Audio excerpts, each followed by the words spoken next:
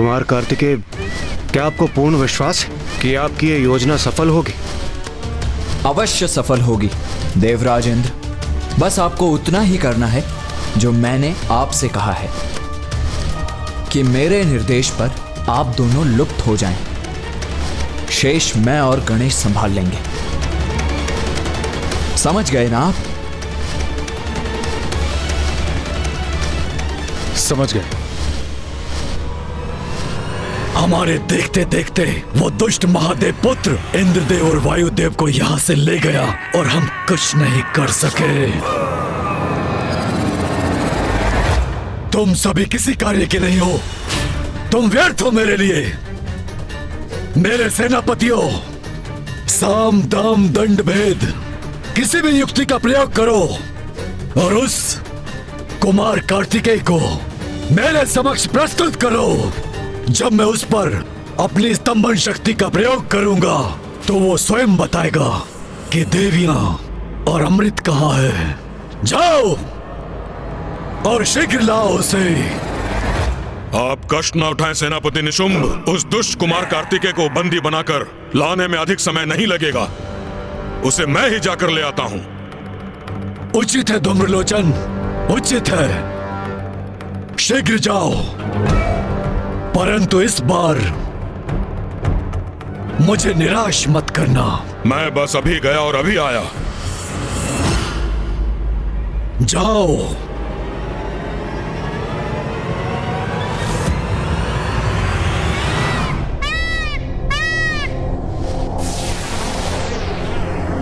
आकाश में ये कैसी गति का आभास हो रहा है मुझे? ये तारे तो गतिमान होकर एक साथ आ रहे हैं।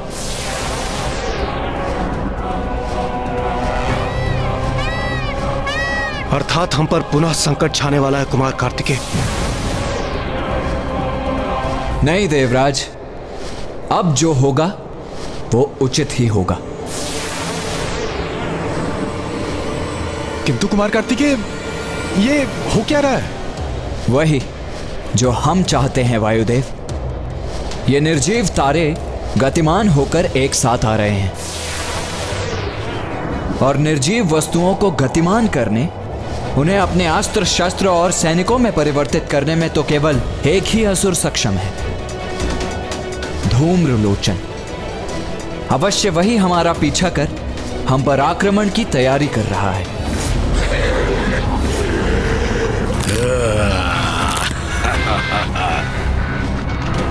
अपनी शक्ति से ऐसे अस्त्र उत्पन्न करूंगा कि तुम लाचार हो जाओगे कुमार कार्तिकेय।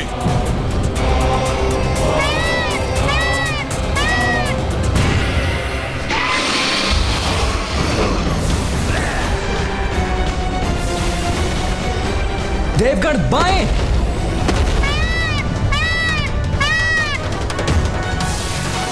देवगण दाएं।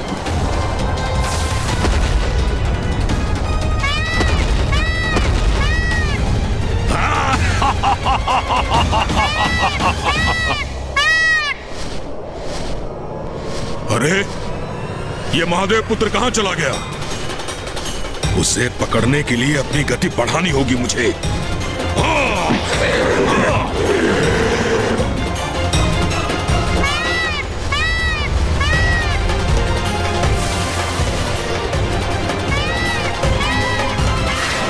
ये नुकीले अस्त्र तो हमारी ओर बढ़ रहे हैं। वायुदेव, मुझे अपनी शक्ति का पुनः आभास हो रहा है। हम उस दुष्ट शुंभ की स्तंभन शक्ति से मुक्त होकर उससे बहुत दूर निकल चुके हैं। हाँ देवराज, ये आभास तो मुझे भी हो रहा है। मेरी समस्त शक्तियां, मेरी सिद्धियां पुनः लौट रही हैं। तो फिर विलंब किस बात का वायुदेव? हमें मिलकर इन असुरों का सामना करना चाहिए। इनके वार का उचित उत्तर देना चाहिए हमें। निसंदेह।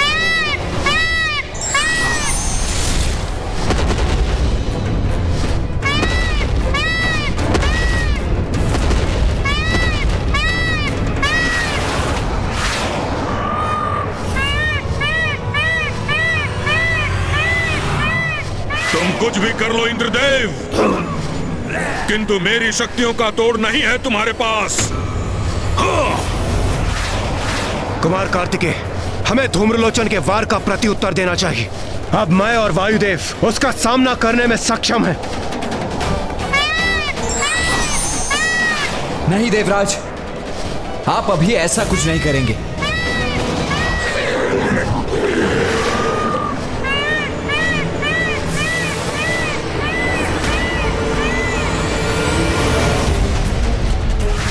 सेनापति कुमार कार्तिकेय, हम इस प्रकार भागकर अपना बचाव करने पर विवश क्यों हैं? आप हमें इन असुरों का सामना करने से रोक क्यों रहे हैं? हमें अनुमति दीजिए इनसे युद्ध करने की। नहीं देवराज, ये भी हमारी योजना का ही भाग है। अभी हम कुछ भी नहीं करेंगे। अभी हमें एक नियत स्थान पर पहुंचना है, बस।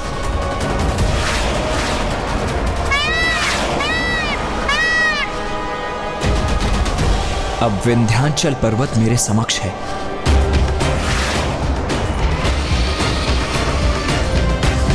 मेरे अस्त्र शस्त्र सब व्यर्थ हो रहे हैं। इनका पीछा करने में इतना समय नहीं गंवा सकता मैं।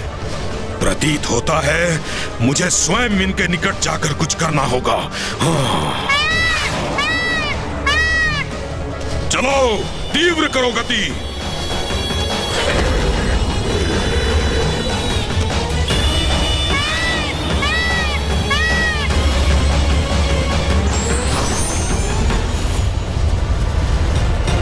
कुमार कार्तिकेय, दुष्ट धूम्रलोचन शस्त्रों से सज्जित हमारे अत्यंत निकट पहुंच चुका है। तो आप योजना का स्मरण रखिए इंद्रदेव। जब मैं कहूं तभी अदृश्य हो जाइए आप। और किसी भी प्रश्न के उत्तर का समय नहीं है अभी। और हाँ, पीछे मुड़कर मत देखिएगा, बस अंतर्ध्यान हो जाइए। अरे इतनी गति से कहां भागे जा रहे हो कुमार कार्तिकेय? वहां राजसभा में तो बड़े बोल निकल रहे थे तुम्हारे मुख से। अब क्या हुआ? कितना भी भाग लो, किंतु मुझसे बच नहीं सकोगे तुम तीनों को भेद कर ले जाऊंगा अपने इस भाले से असुर महानायक शुंभ के पास, और तुम सब इस पर टंगे जाने पर विवश हो जाओगे।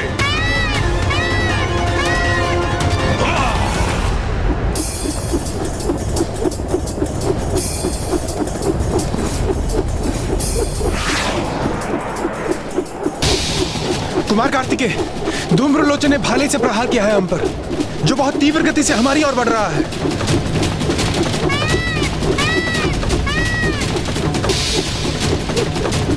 जाइए आप दोनों।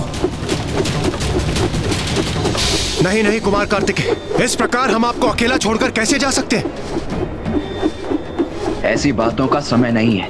मैं जैसा कह रहा हूं वैसा कीजिए, जल्दी कीजिए।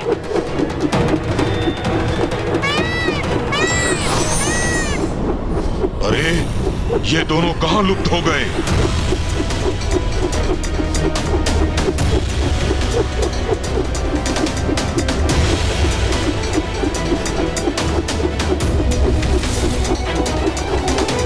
भैया भैया,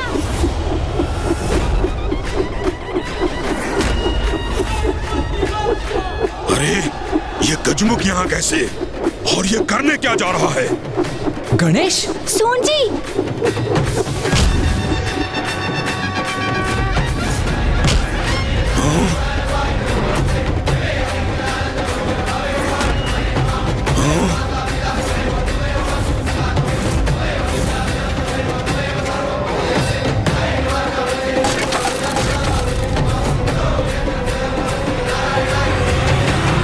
गणेश,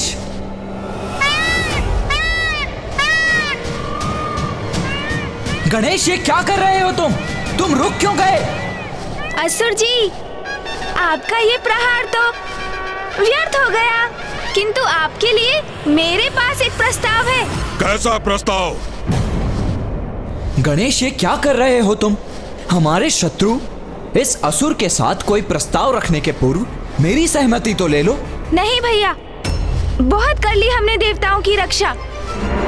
मैंने अभी देखा आपने अपने प्राणों की चिंता त्याग कर इंद्रदेव और वायुदेव की रक्षा की, और जब इन असुर जी ने आक्रमण किया तो वो आपको अकेला छोड़कर चले गए।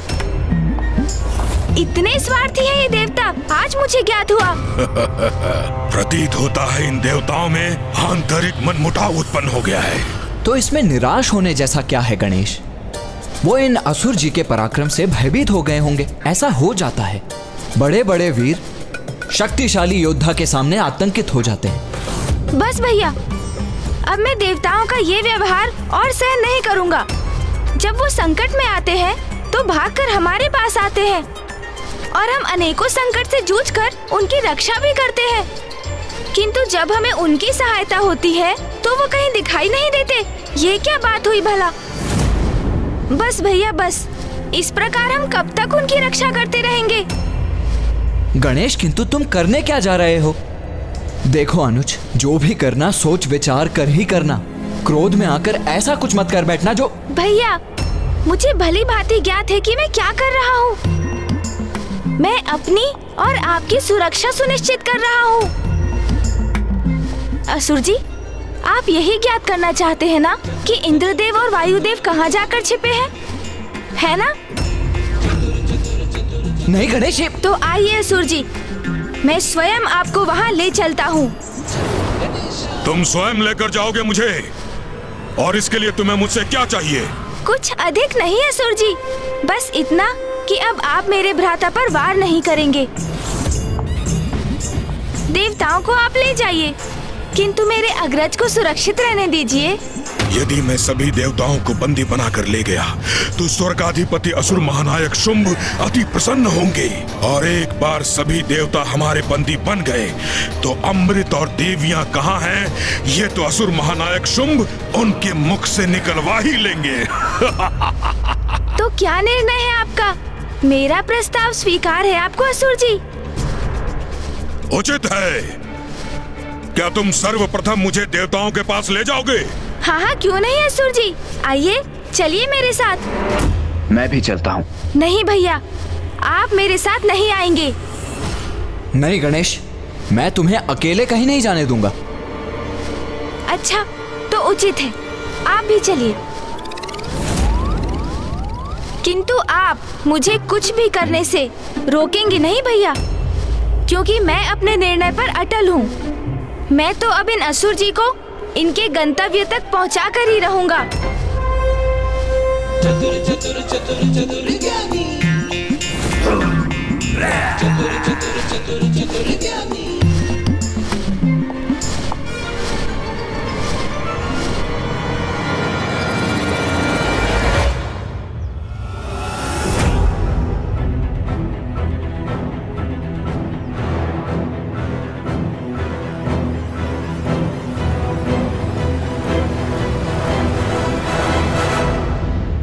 यहाँ तो पहुँच गए हम, किंतु देवता कहाँ हैं? गणेश, एक बार पुनः सोच लो। स्मरण रखो, हम भी देवता हैं। अभी भी समय है, हमें देवताओं की ही सहायता करनी चाहिए। वही तो मेरा भी कहना है भैया, हम देवता हैं, इसलिए देवताओं को हमारा साथ देना चाहिए था, किंतु ऐसा नहीं किया ना उन्होंने। नहीं भैया, अब मेरे लिए तो सबसे महत्वपूर्ण आपकी सुरक्षा है। यदि उन देवताओं के लिए आप असुर महानायक शुंभ से सुरक्षित हो सकते हैं तो वही उचित है भैया। बहुत हुआ भ्राताओं का स्नेह लाभ।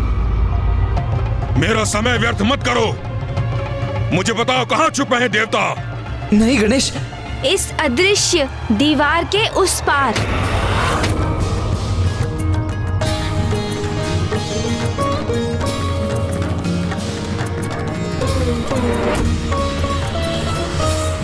ये तुमने क्या कर दिया गणेश? यहाँ का गुप्त रहस्य इस असुर के सामने उजागर कर दिया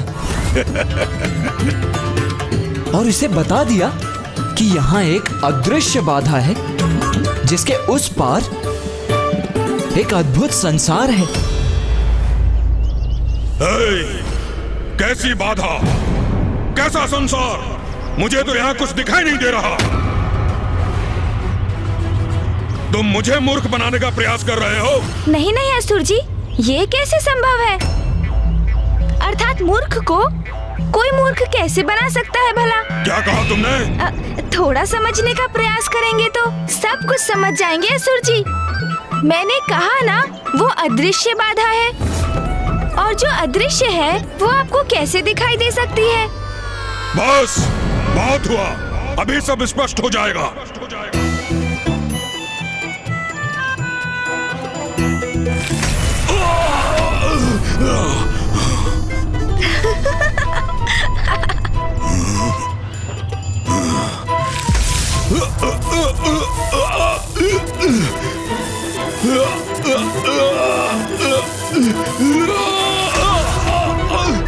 अरे अरे, ये क्या कर रहे हैं असुर जी? आप तो अभी से हमारे चरणों पर गिरकर क्षमा मांगने लगे। चलिए चलिए, उठिए, उठ जाइए।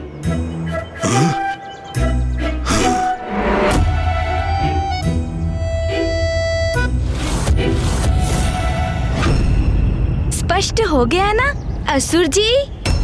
तो अब ये भी ध्यान से सुनिए। सूर्य देव, वायु देव, वरुण देव और अग्नि देव और सभी देवियां इस अदृश्य बाधा के उस पार छिपे हैं और वो सभी जगत जननी माँ कौशिकी के संरक्षण में हैं। अरे वाह, ये तो और भी उत्तम है। देवता, देवियां और ये सब जिसे जगत जननी पुकारते हैं, वो सब हैं यहाँ। यदि मैं इन सबको एक साथ यहाँ से बंदी बनाकर ले जाऊं, तो उसका तो आनंद ही कुछ और होगा।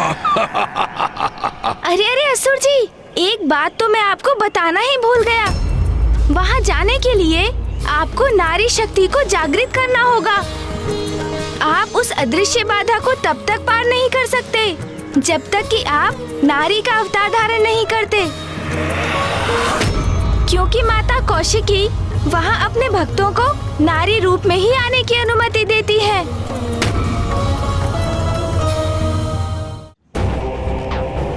नारी अवतार मेरा। परिहास अच्छा कर लेते हो तुम। अरे परिहास नहीं, मैं सत्य कह रहा हूँ असुर जी। यदि आपको उस पार जाना है तो आपको अपने भीतर की नारी को जागृत करना ही होगा। स्वयं को परिवर्तित कर नारी रूप धारण करना ही होगा आपको, तभी ये संभव होगा। बस बहुत हुआ। तुम्हें बुद्धिहीन दिखाई देता हूँ मैं? जो कुछ तुम कहोगे उसका विश्वास कर लूंगा। ओह, अब समझा। मेरा समय व्यर्थ करने की चाल थी तुम्हारी।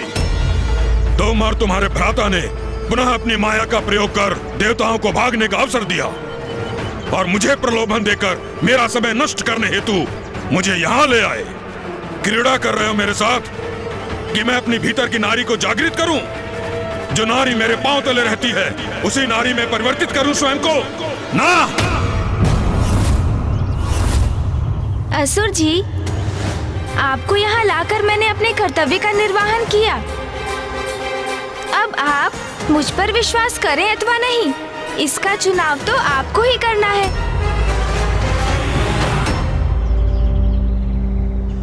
माँ, हमने अपना दायित्व निभा दिया।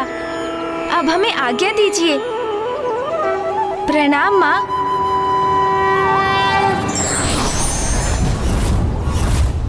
अरे कहाँ चले गए ये दोनों?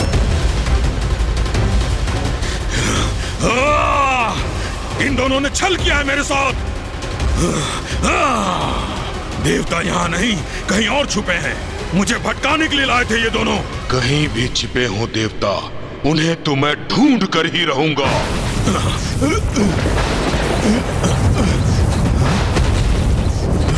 ये सब क्या हो रहा है यहाँ?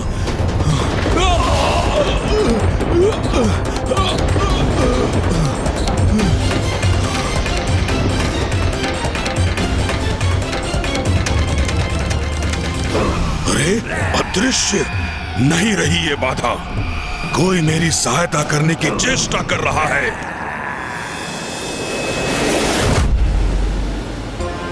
माँ ने जैसा कहा था उसके अनुसार हमारी योजना किसी भी प्रकार से शुंभ के सेनापति को विंध्याचल पर्वत पर ले जाने की थी, किंतु धूम्रलोचन इतनी सहजता से हमारे पीछे आने वाला नहीं था। वो तो युद्ध कर देवताओं और भैया को भी बंदी बनाना चाहता था। इसलिए मैंने और भैया ने उन्हें भ्रमित करने के लिए ये योजना बनाई और छल से मैंने उनका विश्वास जीत लिया।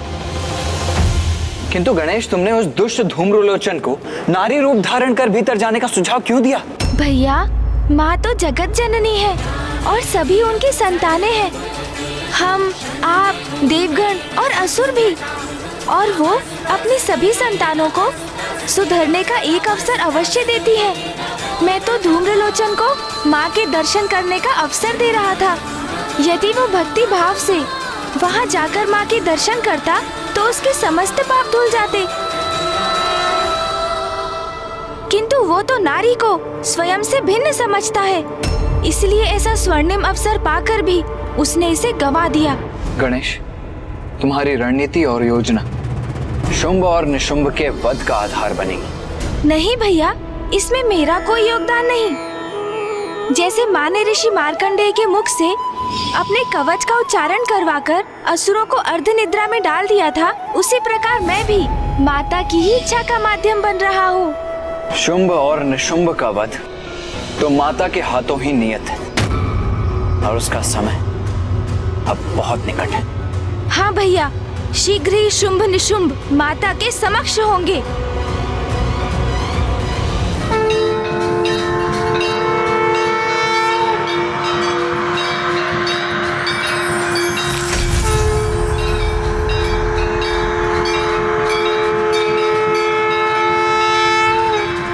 इस पारदर्शी बाधा के उस पार ये देवियां यहीं स्थित हैं वो। अरे इनके समक्ष ये कैसी अद्भुत ज्योति स्थित है। अद्भुत, ऐसा अद्भुत सौंदर्य तो पूर्व में मैंने कभी नहीं देखा। कौन है ये सुंदरी?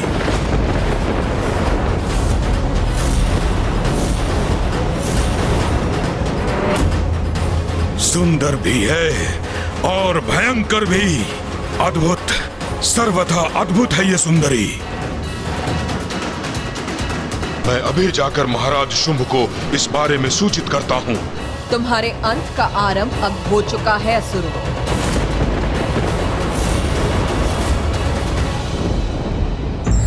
जो व्यक्ति ईश्वर की सत्ता जानकर और उनका सानिध्य पाकर भी सुमार्ग पर ना लौटे, उससे बड़ा मूर्ख कोई नहीं हो सकता।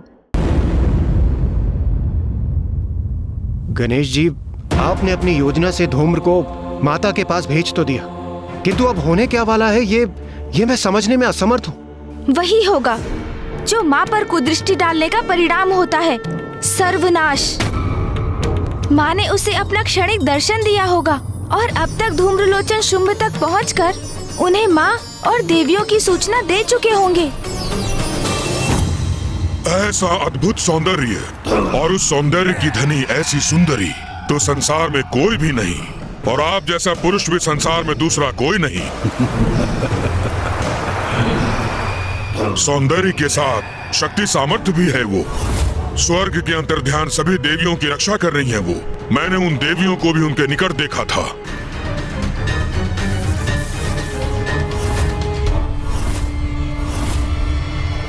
भ्राता शुंभ, कदाचित आप दोनों की जोड़ी नियति निर्धारित करेगी।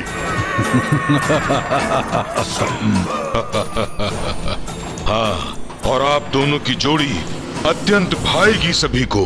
आप दोनों का विवाह अवश्य ही होना चाहिए। उस स्त्री के साथ न्याय तब होता जब मैं उसे मेरे प्रति अपराध करने का दंड देता।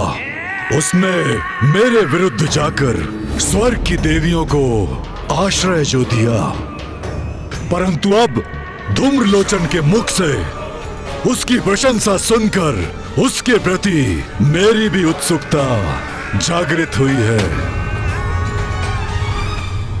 जाओ धूम्रलोचन, मेरे दूत सुग्रीव के साथ जाकर उसे मेरा संदेश दो कि यदि वो मेरे दंड से अपनी रक्षा करना चाहती है तो यथाशीघ्र मुझसे विवाह करने के लिए यहाँ प्रस्तुत हो, और स्वर्ग की समस्त देवियों को मेरी सेविकाएं बनाकर मेरे समक्ष प्रस्तुत करें, अन्यथा परिणाम अति भयंकर होगा।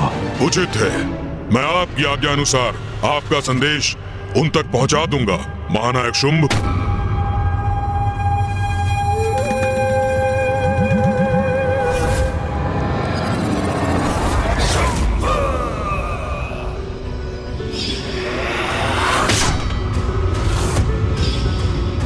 ये उचित नहीं हो रहा।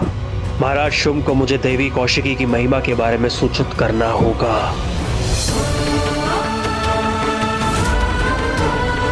देवी कौशिकी नमो नमः।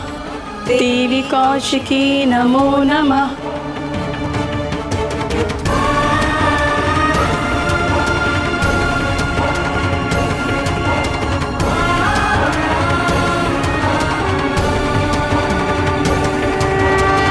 पुत्रियों,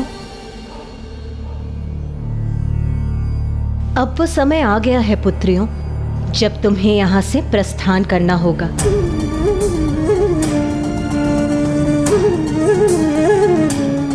परंतु क्यों माता?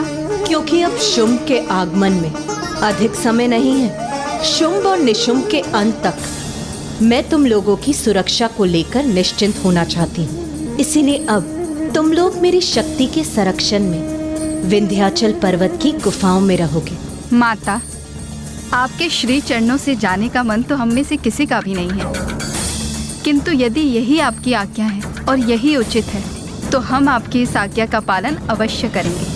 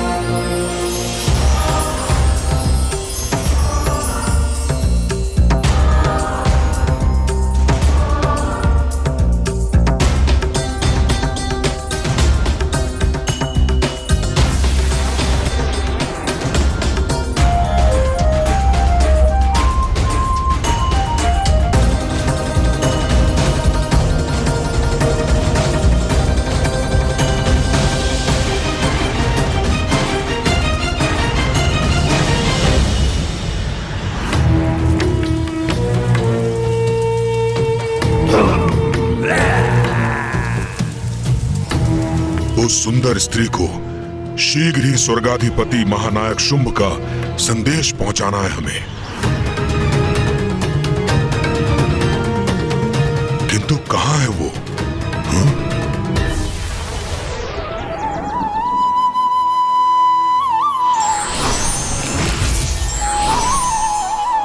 हमारी रक्षा कर हमें सुरक्षित रखने के लिए आपका कोटि कोटि धन्यवाद माता।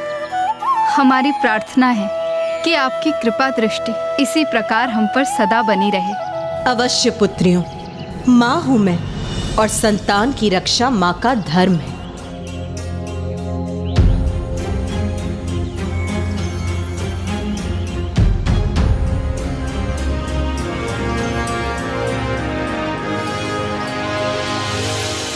इस गुफा के भीतर भी तुम्हारा जीवन मेरे दिव्य प्रकाश से परिपूर्ण रहेगा।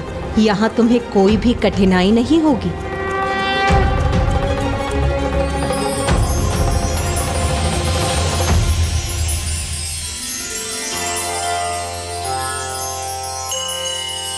माता हमारे जीवन को कभी भी अंधकारमय नहीं होने देंगी। माता की असीम कृपा पाकर हम कृतार्थ हुए।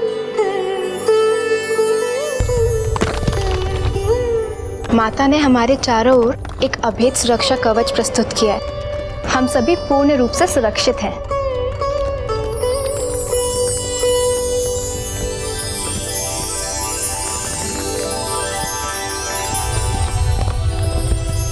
अब कोई भी दुष्ट असुर देवियों के निकट नहीं आ पाएगा। माता, आपकी भक्ति ही हमारी शक्ति है। उसी कारण असुरों की कुदृष्टि से हम लोग सुरक्षित हैं। पुत्रियों, जगत जननी हूँ मैं, सभी मेरी संतानें हैं और संतान इन असुरों के समान पथभ्रष्ट हो भी जाए किंतु माँ अपना दायित्व कभी नहीं भूलती। तुम्हें अब कोई कष्ट नहीं होगा, निश्चिंत रहो। सेनापति धूम्रलोचन जी, अपनी गति थोड़ी धीमे कीजिए ना। मेरे पाँव पीड़ा के कारण फटे जा रहे हैं। हृदय धोखने के समान दौड़ रहा है। यदि मुझे कुछ हो गया तो स्वर्गाधिपति शुंभ का संदेश आगे कैसे ले जाएंगे आप? ज्ञात नहीं महाराज शुंभ ने इस सुग्रीव को मेरे साथ क्यों भेज दिया। जैसे कि मैं इस कार्य में एकाकी सक्षम ही नहीं।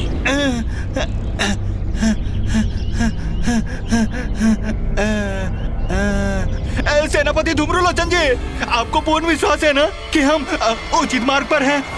कितने समय से हम यहाँ वहाँ घूम रहे हैं, किंतु उस सुंदर स्त्री का कोई चिन्ह हमें दिखाई नहीं दे रहा। वो गजमुख गणेश मुझे यहीं लाया था।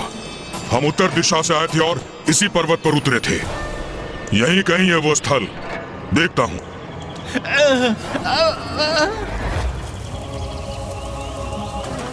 और कितना चलाइएगा?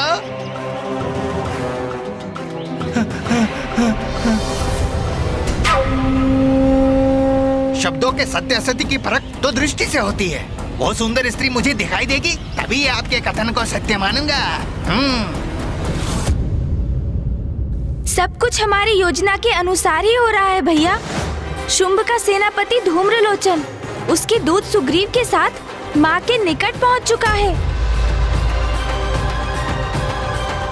और माँ पूर्व में ही सभी माताओं को सुरक्षित स्थान पर भेज चुकी है।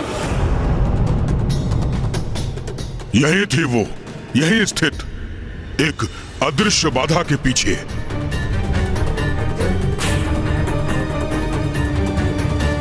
अरे इस निर्जन वन में मुझे अकेला छोड़कर मत जाइए धूम्रलोचन जी। शुंभ का प्रधान सेनापति हूं मैं, मुझे मार्ग दो।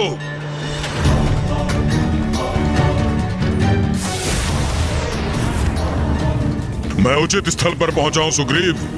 अब तुम्हें और अधिक चलने की कोई आवश्यकता नहीं। हम अपने गंतव्य पर पहुंच चुके हैं। अद्भुत! अचानक इस वन में दिव्य प्रकाश प्रकट हो गया, जैसे कोई गुप्त द्वार अचानक खुल गया हो।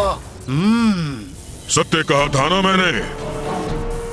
कदाचित उस दिव्य सुंदरी को भी ज्ञात हो गया कि हम उसके लिए यहाँ क्या प्रस्ताव लेकर आ रहे हैं, जिससे उत्तेजित होकर उसने स्वयं हमारे लिए ये द्वार खोल दिए। नारी का स्वभाव ऐसा ही होता है। चलो सुग्रीव। अवश्य अवश्य, आप आगे आगे चलिए, मैं पीछे पीछे आता हूँ।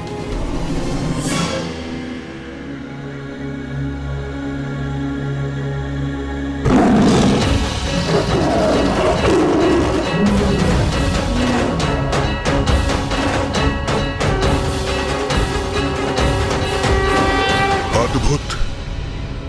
ऐसा दिव्य वैभव, ऐसा अनुपम रूप, इसका सौंदर्य तो पूर्व से भी अधिक प्रतीत हो रहा है।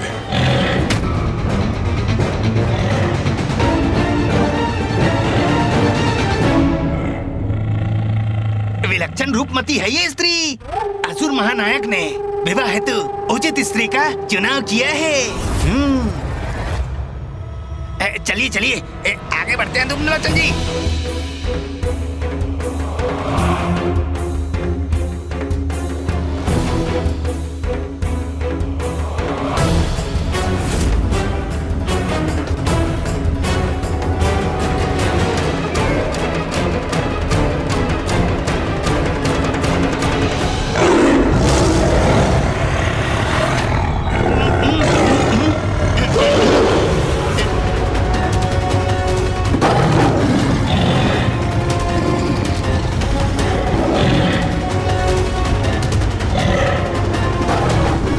इस सिंह की गर्जना ने तो ये प्रचंड वायु प्रवाह उत्पन्न कर दिया है। मैं इस सिंह की गर्जन से उड़ता जा रहा हूँ। मुझे रोकिए धूम्रलोचन जी, मुझे रोकिए।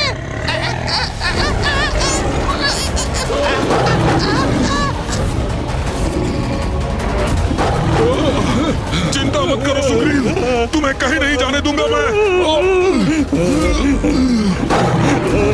ये सिंह तो अपनी गर्जना में और वृद्धि कर रहा है। अब तो मैं भी खींचा चला जा रहा हूँ।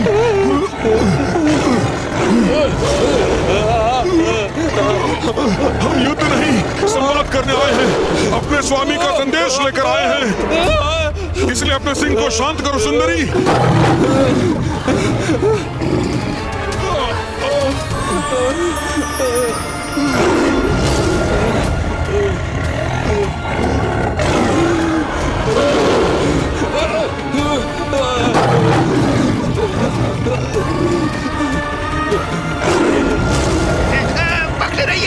मुझे बख्शे नहीं धूम्रलोचन जी।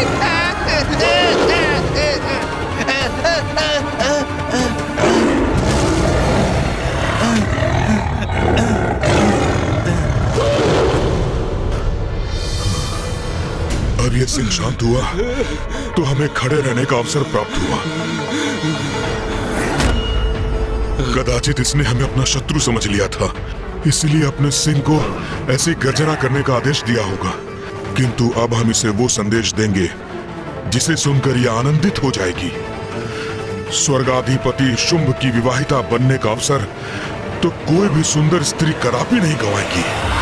कहो कहो, क्या संवाद करना चाहते हो मुझसे?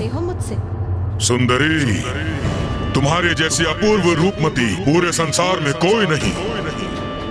ऐसा अनुपम सौंदर्य है तुम्हारा कि सूर्य और चंद्र की कांति भी तुम्हारे समक्ष फीकी पड़ जाए, और तुम बस मात्र इतनी दूर यात्रा करके तुम मेरे सौंदर्य की प्रशंसा करने आए हो?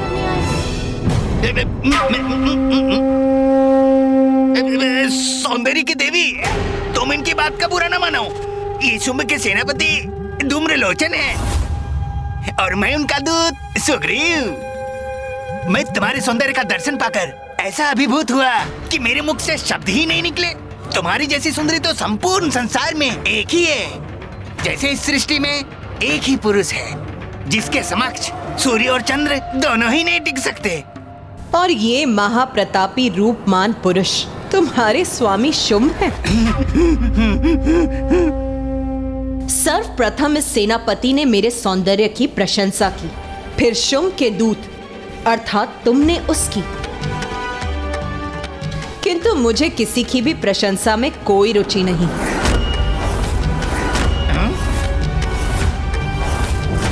फिर हम ये संवाद क्यों कर रहे हैं, ये मुझे अभी भी स्पष्ट नहीं। तो मैं स्पष्ट किए देता हूँ।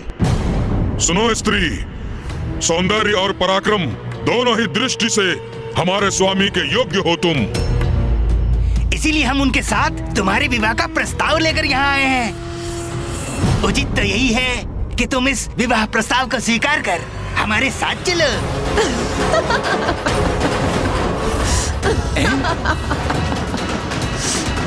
ये इस प्रकार अट्टहास क्यों कर रही है? मुझे ये बताओ, तुम दोनों रूपवान होने के अतिरिक्त कोई और गुण है भी तुम्हारे स्वामी में? इतना अहंकार है इसे अपने सौंदर्य का कि स्वर्गाधिपति असुर महानायक शुंभ के गुण पूछ रही है हमसे। बहुत चतुर स्त्री है ये धूम्रलोचन जी। इस प्रस्ताव को भली भांति परख रही है और उचित भी है। कोई भी नारी विवाह प्रस्ताव तो तभी स्वीकार करेगी ना जब उसे विश्वास हो जाए जिससे वो विवाह करने जा रही है वो सर्वथा उसके योग्य है कि नहीं है? कदाचित तुम्हें ज्ञात नहीं सुंदरी कि हमारे स्वामी कौन हैं? असुर महानायक शुंभ हैं वो, जिन्होंने अपने पराक्रम से पाताल, पृथ्वी और स्वर्ग तीनों लोकों पर अपनी सत्ता स्थापित की है।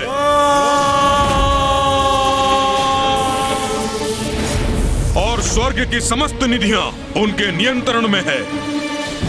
कल्प वृक्ष, कामधेनु, ऐरावत, उच्चैश्रवा सबके स्वामी हैं वो। इंद्र आदि देवताओं को स्वर्ग से निष्कासित किया है उन्होंने। अब आपको पूर्ण परिचय प्राप्त हो गया ना हमारे स्वामी का? अब तो स्पष्ट हो गया ना? तुम महावीर, महातेजस्वी स्वर्ग के अधिपति शुंभ का विवाह प्रस्ताव स्वीकार करे सुंदरी। सत्य कह रहे हो तुम। बहुत पराक्रमी, अत्यंत तेजस्वी और महावीर है तुम्हारे स्वामी शुंभ। मुझे क्या था, ये हमारा प्रस्ताव अवश्य स्वीकार करेगी। तुम्हारे स्वामी की वीरताएं की गाथाएं तो मैंने भी सुनी है। वही शुंभ है ना ये, जिसने मित्रता का ढोंग कर देवताओं को अपनी राजसभा में आमंत्रित किया और फिर दुत क्रिया अर्थात जुए की क्रीड़ा कर देवताओं का सर्वस्व छीनने का प्रयास किया। वही महापराक्रमी शुंभ है ना ये, जो प्रथम पूज्य गणेश देव सेनापति कार्तिकेय से सीख लेने के लिए विवश ही नहीं हुए, अपितु देवराज के वाहन ऐरावत, मां कामधेनु, कल्प वृक्ष और देवराज के मुकुट लौटाने पर भी बाध्य हो गए। अब समझा, ये तो असुर महानायक का अपमान करने का दुस्साहस कर रही है। वही परमवीर शुंभ है ना ये, जिसने स्वर्ग में अनुचित प्रवेश कर देवियों का अपमान करने का प्रयत्न किया, किंतु उसमें मेरे अर्थात जगत जननी के हस्तक्षेप करने के कारण अक्षम्य रहे। और ये कैसे भूल गई मैं कि वही शक्तिशाली शुंभ है ना जिसने देवताओं को बंदी बनाने का प्रयास किया, और देव सेनापति कुमार कार्तिकेय ने न केवल इनकी संपूर्ण सेना को पराजित किया, अपितु स्वर्ग से इस अति पराक्रमी शुंभ की राजसभा से देवताओं को मुक्त भी करा लिया। ये सब इसे कैसे ज्ञात है? कदाचित ये असुर महानायक शुंभ का विवाह प्रस्ताव अस्वीकार करने जा रही है। अरे वाह, बड़े वीर प्रमाणित हुए तुम्हारे असुर महानायक शुंभ। क्या कहा था तुमने? त्रिलोक विजेता, स्वर्गाधिपति, असुर महानायक शुंभ। एक भीरू और शक्तिहीन असुर को संसार का सबसे बड़ा वीर बता रहे हो तुम। बस, बहुत सुन चुका मैं। धूमलोचन, धूमलोचन,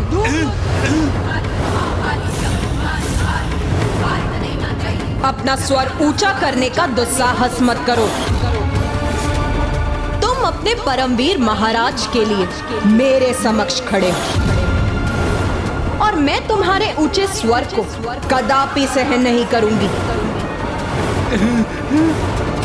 इसकी गर्जना तो इसके सिंह की गर्जना के समान ही भयंकर है, किंतु मुझे इसका अहंकार खंडित करना ही होगा।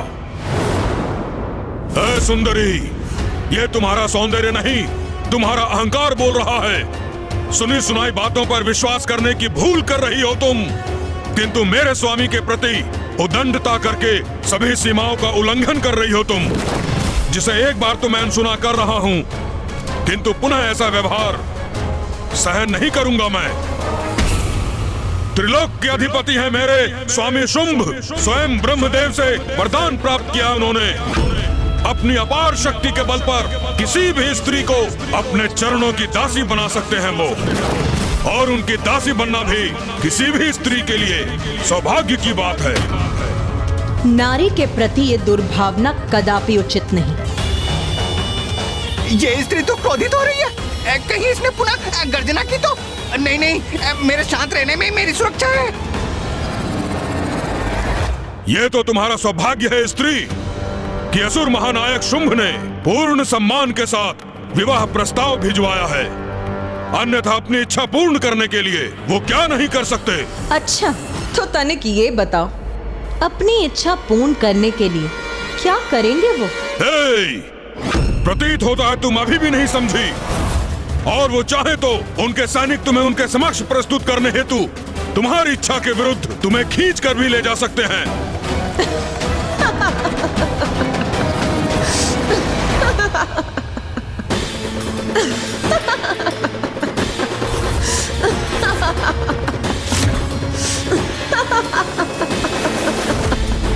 मैंने कोई परिहास किया क्या जो ये पुनः अट्टहास करने लगी?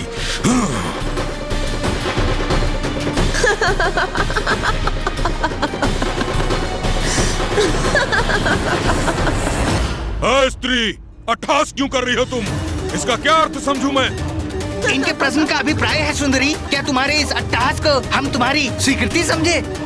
स्पष्ट कहो, हमारे स्वामी से विवाह का प्रस्ताव तुम्हें स्वीकार है ना?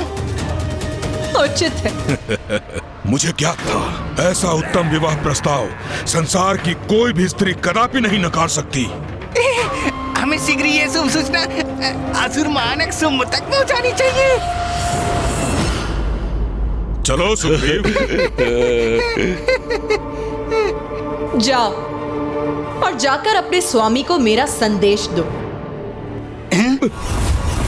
कि मैं विवाह उसी योद्धा से करूंगी जो मुझे युद्ध में पराजित करने में सक्षम होगा।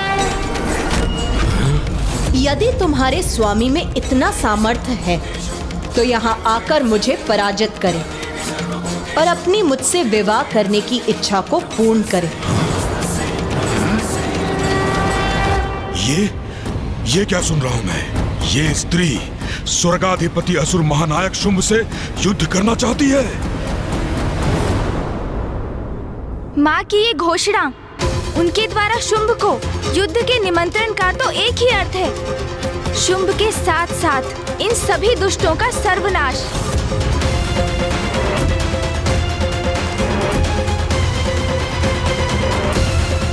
ईश्वर दंड देने के पूर्व सद्मार्ग पर लौटने का अनेक अवसर प्रदान करते हैं, किंतु ये व्यक्ति पर निर्भर करता है कि वो इसका कितना लाभ उठाता है। प्रातःशुंभ, आप बड़े उतावले दिखाई दे रहे हैं। प्रतीत होता है कि धूम्रलोचन और सुग्रीव के लौटने और अपनी भावी वाहिता का समाचार पाने का बड़ी अधीरता से प्रतीक्षा कर रहे हैं।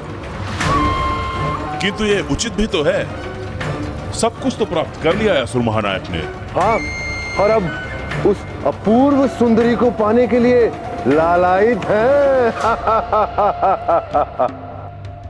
देवी शक्ति का क्रोध हमारे लिए महासंकट का रूप अवश्य ले सकता है। धूम्रलोचन समाचार अवश्य लेकर आएगा, किंतु मुझे शंका हो रही है कि कहीं वो हमारे सर्वनाश की पूर्व सूचना ना हो। समाचार क्या होगा ये तो मुझे पूर्व से ज्ञात है। स्वर्गाधिपति असुर महानायक शुंभ ने पूर्ण सम्मान के साथ विवाह का प्रस्ताव भेजा है। उसे स्वीकार करना उस नारी की नियति है, किंतु यदि उस नारी ने मेरे प्रस्ताव का निरादर किया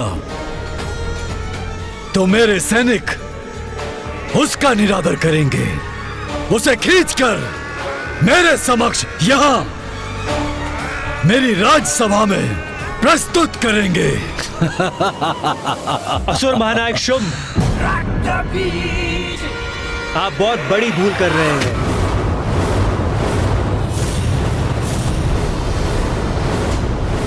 ये क्या कह रहे हो तुम रक्तबीज? स्वर्गाधिपति महाराज शुंभ से कोई भूल हो, ये कैसे संभव है?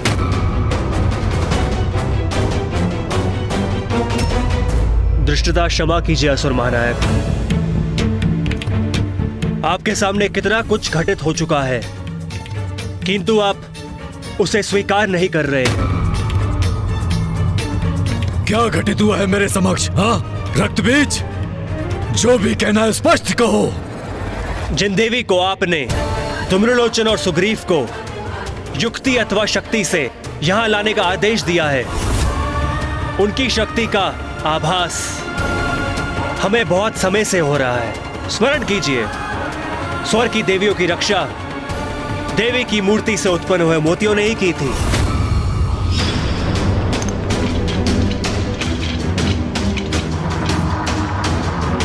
देवताओं को बंदी बनाने गए असुर सेना के असंख्य सैनिक देवी के मंत्र से ही तंद्रा में चले गए थे और वो युद्ध करने में असमर्थ हो गए थे, और उन्हीं के आशीष से कुमार कार्तिकेय ने यहां आकर यहां बंदी इंद्रदेव और वायुदेव को मुक्त करा लिया था।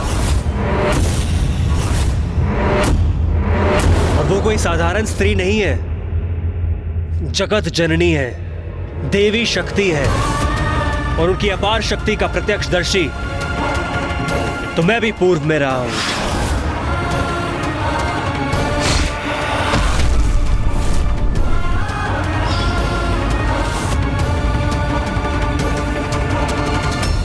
मेरे स्वामी असुर महानायक शुंभ ने तुम्हें विवाह का प्रस्ताव भेजा और तुम उन्हें युद्ध की चुनौती दे रही हो।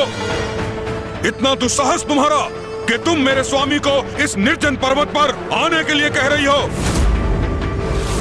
वो भी तुमसे, एक तुच्छ नारी से युद्ध करने। यही समस्या है नारी स्वभाव की। थोड़ा सा सम्मान क्या दिया तुम्हें, अहंकारवश अपना स्थान ही भूल गई। नहीं, तुम हमारे सम्मान योग्य नहीं हो। और अब मैं तुम्हें उस भाषा में समझाऊंगा जो तुम्हें समझ आएगी। ताड़ना की भाषा, उसी के योग्य हो तुम।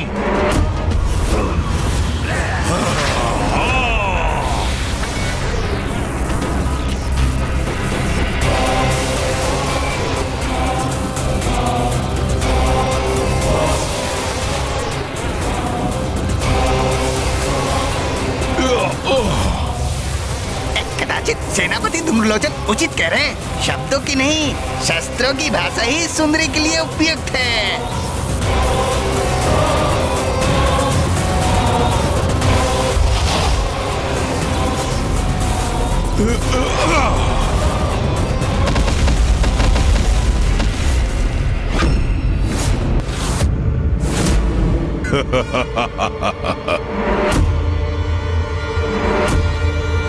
मैंने पूर्ण अवसर दिया था तुम्हें, किंतु स्त्री जनित मूर्खता के कारण तुमने वो अवसर भी गंवा दिया और सिद्ध कर दिया कि तुम यहां से बलपूर्वक ले जाने योग्य हो। और तुम ही नहीं, स्वर्ग से भागकर तुम्हारी शरण में छिपी हुई वो देवियां भी जाएंगी असुर महानायक की दासियां बनने, और उन्हें हम अवश्य ढूंढ निकालेंगे।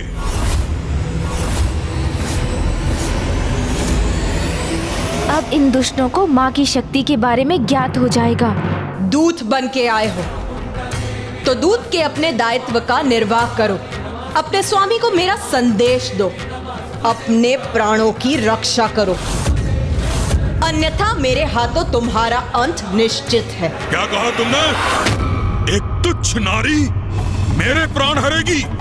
मेरा सामना करना तो दूर, तुम्हारे लिए मेरे ये सैनिक ही पर्याप्त हैं। सैनिकों, आगे बढ़ो, बंदी बना लो इसे।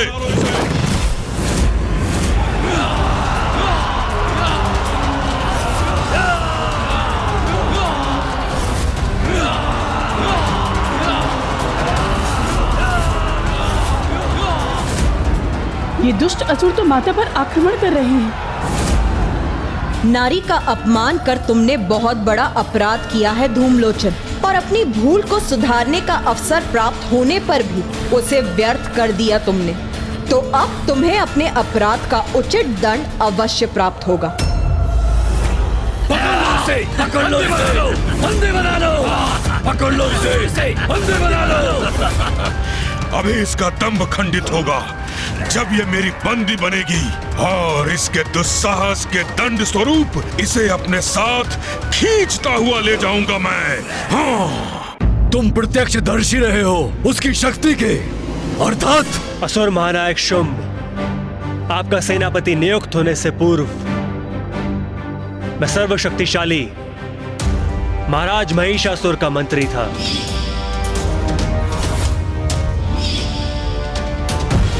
महाराज महिषासुर और उनकी समस्त सेना का बड़ा भयंकर अंत किया था देवी आदिशक्ति ने।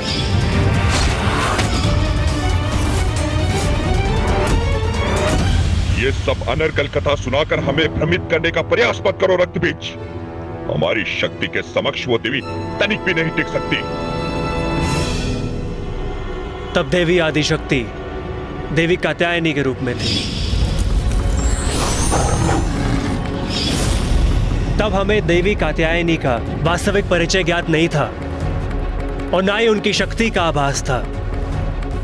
और होता भी कैसे, क्योंकि विनाश काले विपरीत बुद्धि महाराज महिषासुर के साथ साथ हम सबको भी अपनी शक्ति पे इतना अहंकार हो गया था कि हम देवी कात्यायनी से युद्ध करने के लिए प्रस्तुत हो गए। बंद करो अपना नरगल प्रलाप। एक स्त्री इतनी शक्तिशाली कैसे हो सकती है? किस दैवीय शक्ति की बात कर रहे हो तुम? देवी कात्यायनी देवी पार्वती का ही स्वरूप है। वो देवी पार्वती जो जगत जननी है,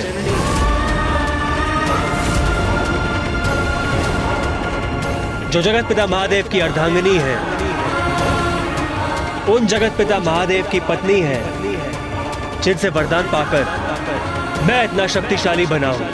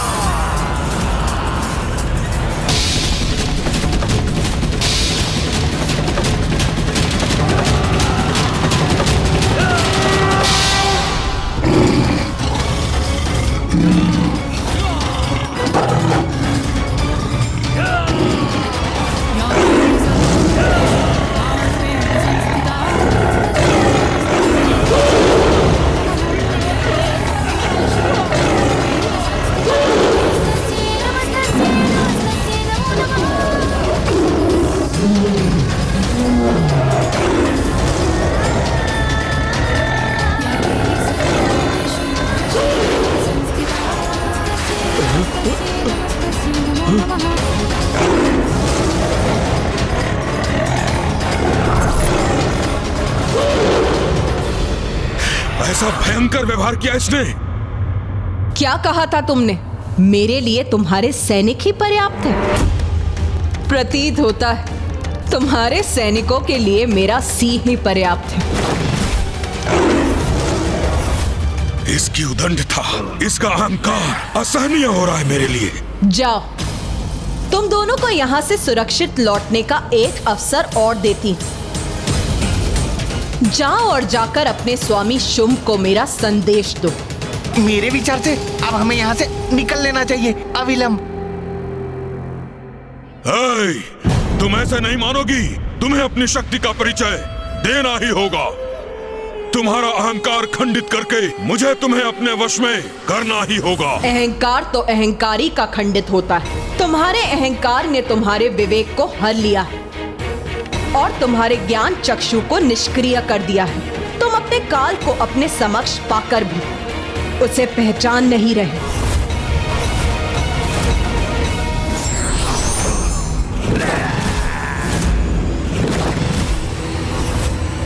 किसका काल किसके समक्ष है, यह अभी ज्ञात हो जाएगा। तुच्छ नारी।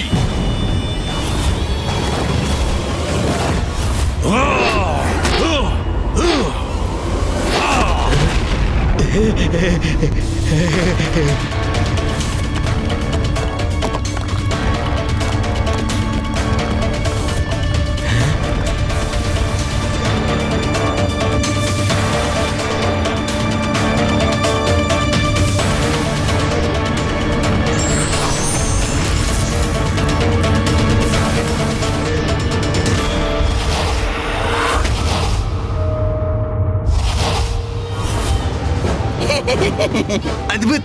धूम्रलोचन जी की शक्ति का सामना करना तो वास्तव में अत्यंत कठिन है। अब देखता हूँ मेरे प्रहार से अपनी रक्षा कैसे करती हो तुम।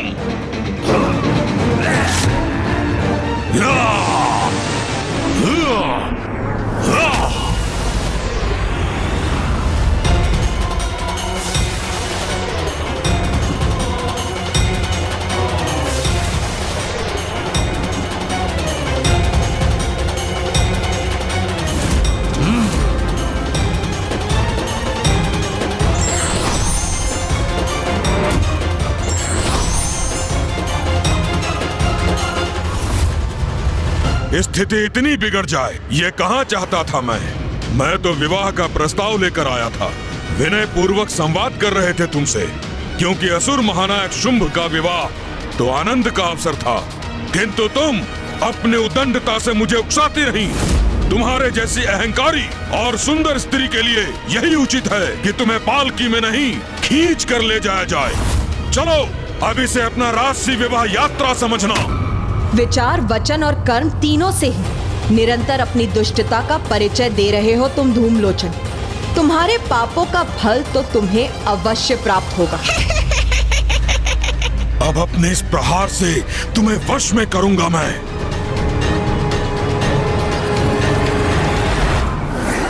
दया और धैर्य की सागर है जगत जननी।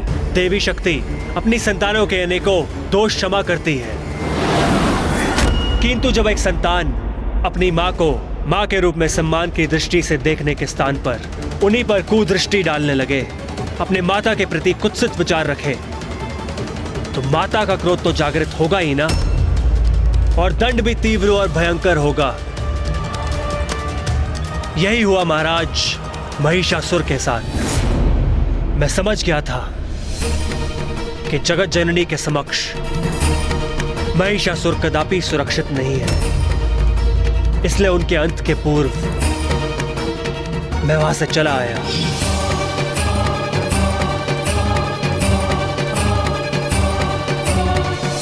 उस रणभूमि से मेरे पलायन के कारण ही मैं आज जीवित हूं, और महाराज महिषासुर और उनकी संपूर्ण सेना नष्ट हो चुकी है। ये वही देवी पार्वती है जो तब देवी कात्यायनी के रूप में अवतरित हुई थी, और अब वो देवी कौशिकी के रूप में विंध्याचल पर्वत पे विराजमान है। असुर महानायक शुंभ, आपने मुझे अपने सेनापति के स्थान पर नियुक्त किया है, इसलिए आपको उचित सलाह देना मेरा कर्तव्य है और मेरा सुझाव यह है कि आप जगत जननी की शरण में जाइए।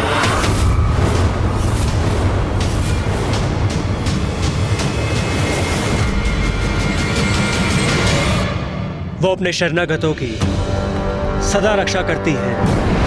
उनके समस्त पाप क्षमा कर उन्हें अपनी भूलों का प्रायश्चित करने का अवसर प्रदान कर उन्हें अभय दान देती है। मैं तो धूम्रलोचन के प्रस्थान करने के पूर्व ही आप सबको इससे अवगत कराना चाहता था, किंतु जो भी हुआ वो इतनी शीघ्रता से हुआ कि मुझे कुछ कहने का अवसर ही प्राप्त नहीं हुआ। असुर महानायक, अभी भी समय है। हम अभी भी धूम्रलोचन और सुग्रीव को लौटने का आदेश भेज सकते हैं। बस रक्तबीज, बस! तुम मुझसे, त्रिलोक के स्वामी से, एक स्त्री के समक्ष झुककर उसका शरणागत बनने को कह रहे हो? तुम्हारी मति मारी गई है क्या? असुर महानायक शुंभ, मेरे सुझाव को अन्यथा मत समझिए। यदि आप जगत जननी के शरणागत नहीं होना चाहते तो मत होइए, किंतु उनसे उलझने की भी कोई आवश्यकता कहाँ है। उनसे नहीं उलझेंगे तो आप सुरक्षित रहेंगे, शांति पूर्वक त्रिलोक का शासन करेंगे, सुख भोगेंगे। बस रक्तबीज, बहुत हुआ। तुम्हें अपना सेनापति बनाया, बहुत बड़ी भूल कर दी मैंने। एक और ये निशुंभ, चंड मुंड धूम्रलोचन, जो मेरे लिए अपना जीवन तक निछावर करने के लिए प्रस्तुत हैं, और दूसरी ओर तुम, जो मुझे स्त्री के चरणों में शीश रखने का सुझाव दे रहे हो।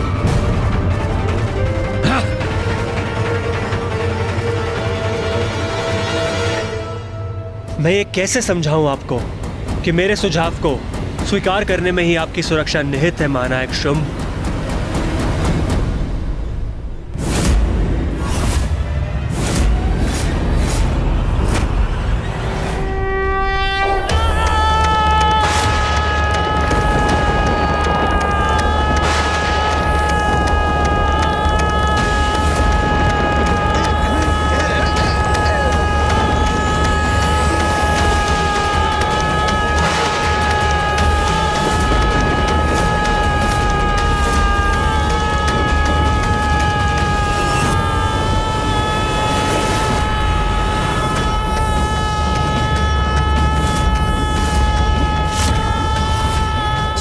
की हुंकार है।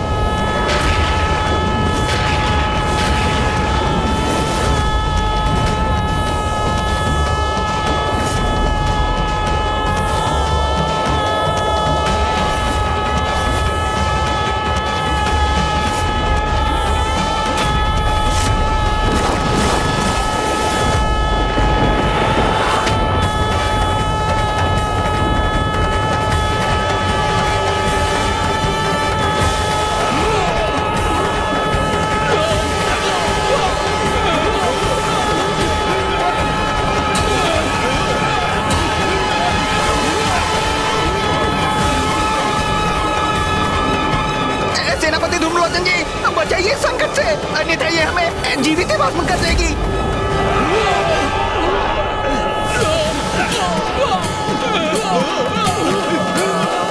मेरे सैनिकों को भस्म कर दिया इसने। ये अग्नि की लपटें तो अब मेरी ओर ही बढ़ रही हैं।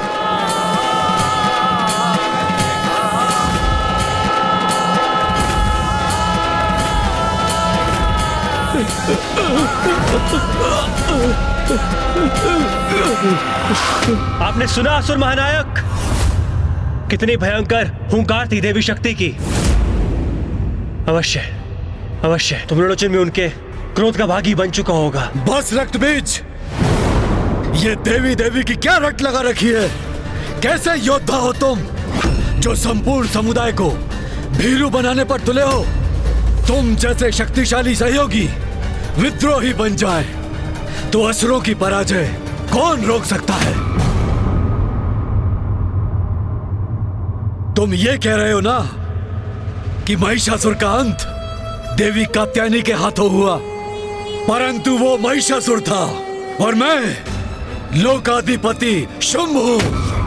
सर्वशक्तिमान शुंभ, सर्वशक्तिमान शुंभ। यदि आवश्यकता हुई तो ऐसा स्तंभन उत्पन्न करूंगा, वो स्त्री जिसे तुम जगत जननी कहकर पुकारते हो वो भी स्तंभ हो जाएगी। उस देवी की शक्ति मेरी शक्ति की तुलना में कुछ भी नहीं। सत्य तो ये है महानायक शुंभ, यदि वो देवी क्षण भर के लिए अपनी शक्ति का प्रदर्शन मात्र कर दे तो हम सभी दूल दूसरे हो जाएंगे। कहो, तुम्हारे लिए मेरी शक्ति का इतना परिचय पर्याप्त है ना धूम्रलोचन?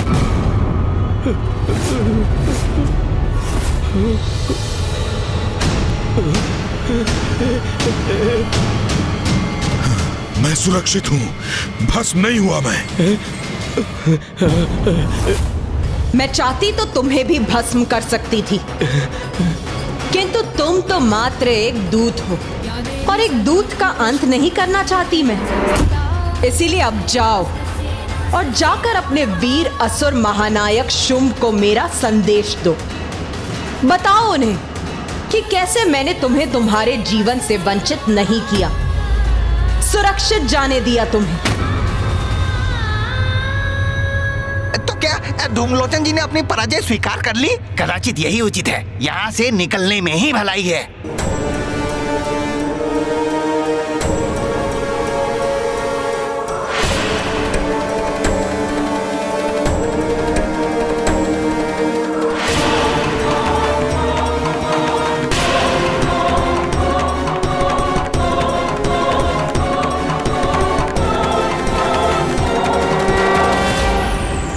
गणेश, धूम्रलोचन जैसा अहंकारी इस प्रकार पीछे मुड़कर लौट जाने वालों में से नहीं।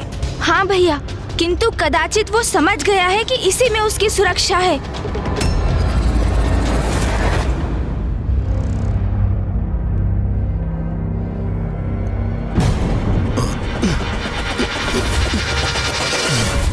ये आभूषणों की चमक कहां से आ रही है?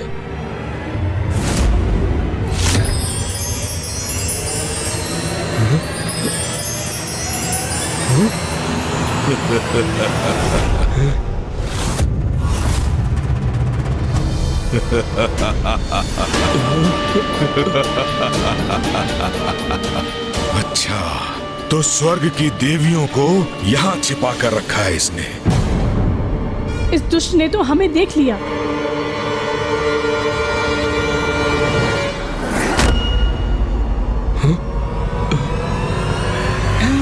ये सेनापति धूम्रलोचन जी क्या करने जा रहे हैं? पुनः पीछे क्यों मुड़ रहे हैं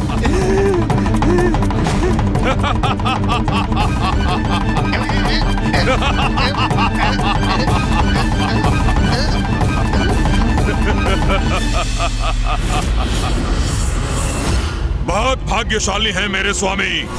उन्हीं के भाग्य के परिणाम स्वरूप मैं उचित समय पर उचित स्थल पर हूँ और यहाँ आया तो था मैं तुम्हारे लिए सुंदरी, और कदाचित तुम्हें प्रतीत हो रहा है कि मैं पराजित हो गया। उचित है, किंतु मेरी पराजय में ही मेरी जय है। हे स्त्री, अब तो मैं अपने स्वामी के लिए दो दो उपहार लेकर जाऊंगा। एक तो तुम जीवित अथवा मृत अवस्था में, और दूसरा वो देवियां जिनको तुमने गुफा में छुपा कर रखा है।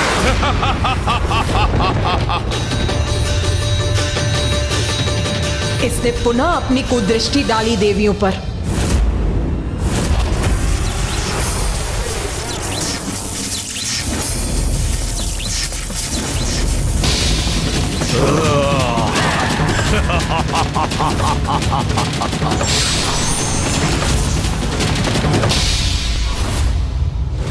जाओ, बाहर निकालो इन देवियों को, बंदी बना लो।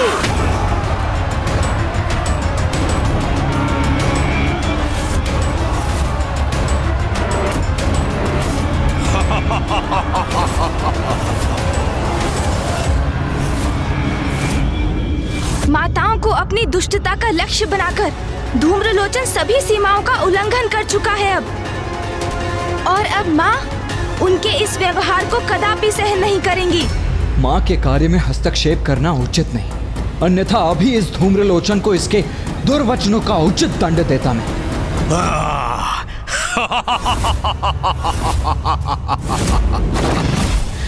कहो स्त्री, अब मेरे सैनिकों से अपनी देवियों की रक्षा कैसे करोगी तुम?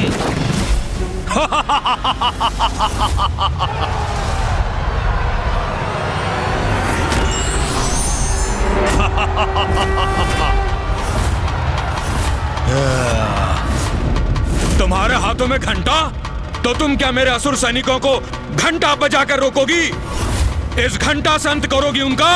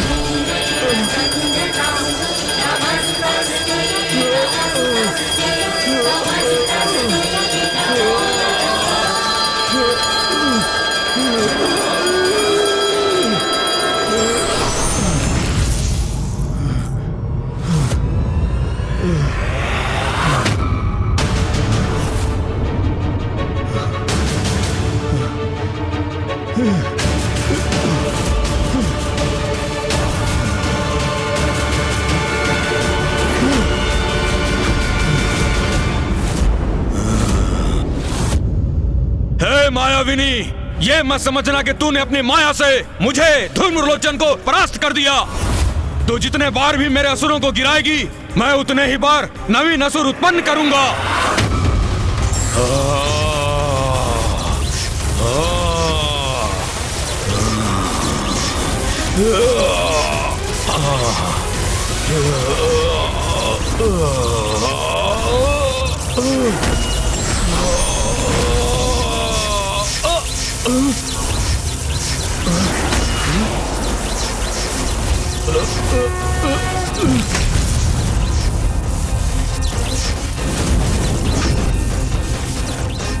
अपने हाथ हिलाने में अक्षम्य हो तुम।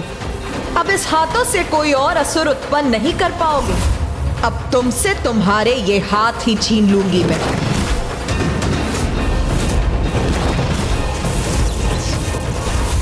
सेनापति धूम्रलोचन को इतनी दयनीय अवस्था में डाल दिया इस स्त्री ने। बस इतनी ही शक्ति है तुम्हारी?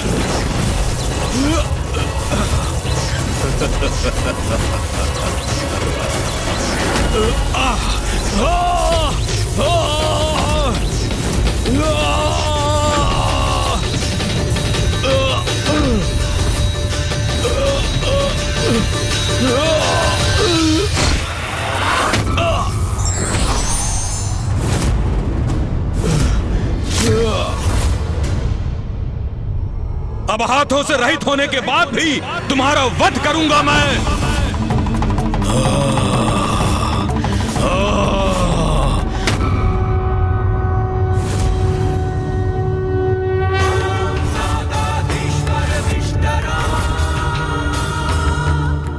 बस बहुत हुई ये क्रीड़ा।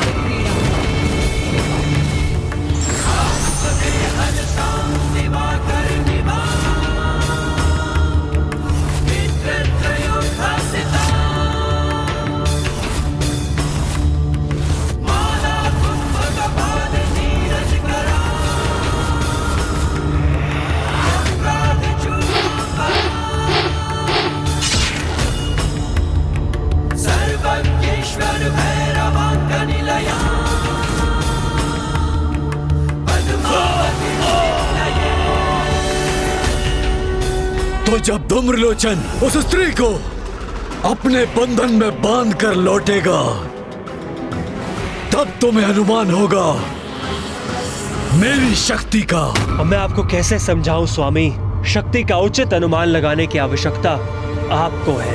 असुर महाराज शुंभ, असुर महाराज शुंभ, असुर महाराज शुंभ। सुना तुमने? सुना? लौट आया मेरा सेनापति धूम्रलोचन। अब तो आपके विवाह के प्रबंध आरंभ करने चाहिए। आरंभ करो, अवश्य आरंभ करो।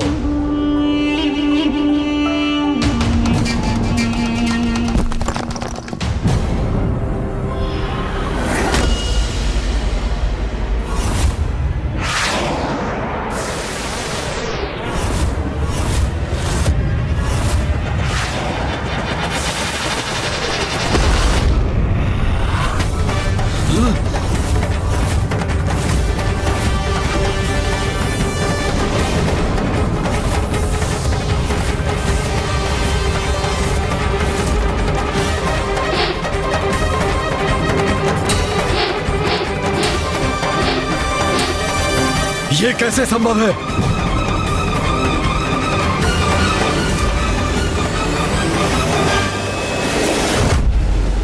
तो अंततः माँ ने धूम्रलोचन को शुंभ के निकट पहुंचा दिया। और रही बात सुग्रीव की, वो तो मुझे हाथ मत कीजिए माता, मैं अपने सभी भूलों की क्षमा मांगता हूँ। आपके आदेश का पालन करूंगा माता। अभी जाकर आपका संदेश अपने स्वामी तक पहुँचाता हूँ। मेरा वध मत कीजिए माता, मेरा वध मत कीजिए।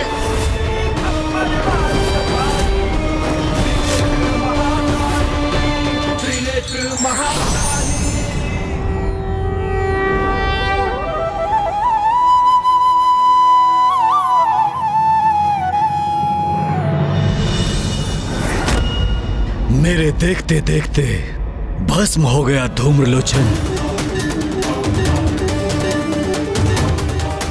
मेरी ही राजसभा में मेरे सेनापति धूम्रलोचन का इतना भयंकर अंत हुआ। प्रतीत होता है भ्राता शुंभ का क्रोध अपने चरम पर पहुंच रहा है। किसने किया ये?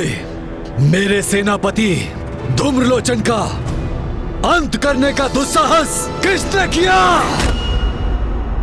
असुर महानायक शुंभ, असुर महानायक शुंभ। महाराज, असुर महानायक। सुग्रीव, इसे धूम्रलोचन के साथ भेजा था मैंने, इसे अवश्य ज्ञात होगा। महाराज, महाराज, महाराज, महाराज, वो बहुत भीषण शक्तिशाली है महाराज। उसने मेरे नेत्रों के समक्ष बहुत निर्दयता से धूम्रलोचन का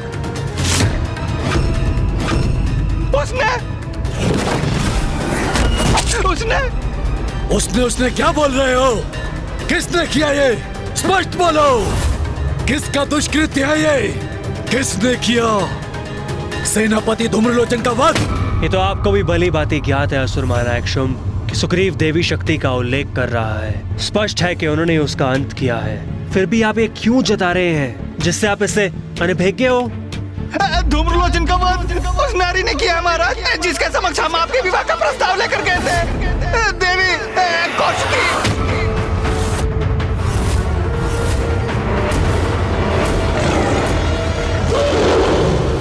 भले ही तुमने धूम्रलोचन का वध कर दिया, किंतु अब देखता हूँ मेरे अगले वार का सामना तुम कैसे करती हो देवी।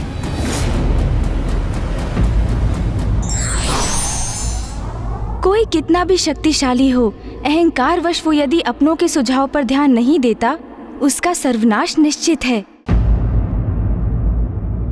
विश्वास नहीं होता, एक स्त्री ने वध कर दिया धूम्रलोचन का। महाशक्तिशाली महायोद्धा धूम्रलोचन का वध एक स्त्री कैसे कर सकती है? कैसे कर सकती है? ये कैसे संभव है? जिस सत्य को आप नकार रहे थे वो आपने सुग्रीव के मुख से भी सुन लिया असुर महानायक। अब तो अपने हट को त्याग दीजिए। आप देवी कौशिकी से उलझने की भूल मत करिए।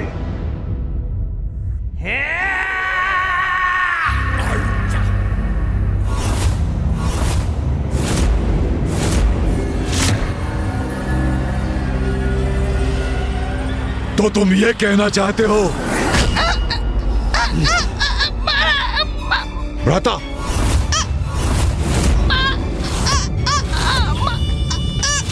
अत्यंत शक्तिशाली महायोद्धा सेनापति धूम्रलोचन का वध एक तुच्छ अबला नारी के हाथों हुआ और तुम मुझे यह समझाने का प्रयास कर रहे हो।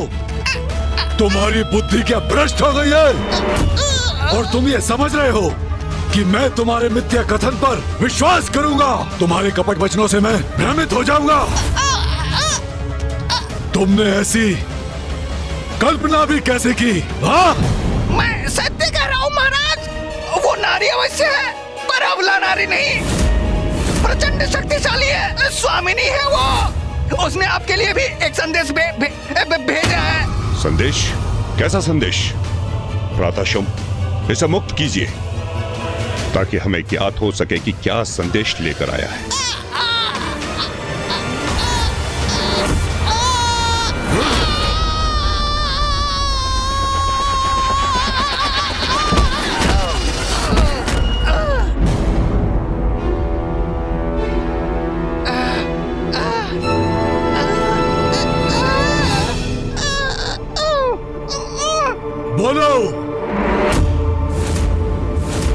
देवी कौशिकी ने आपके प्रस्ताव के उत्तर में ये संदेश भेजा। जाओ और जाकर अपने स्वामी को मेरा संदेश दो कि मैं विवाह उसी योद्धा से करूंगी जो मुझे युद्ध में पराजित करने में सक्षम होगा। यदि तुम्हारे स्वामी में इतना सामर्थ्य है तो यहाँ आकर मुझे पराजित करें और अपनी मुझसे विवाह करने की इच्छा को पूर्ण करें।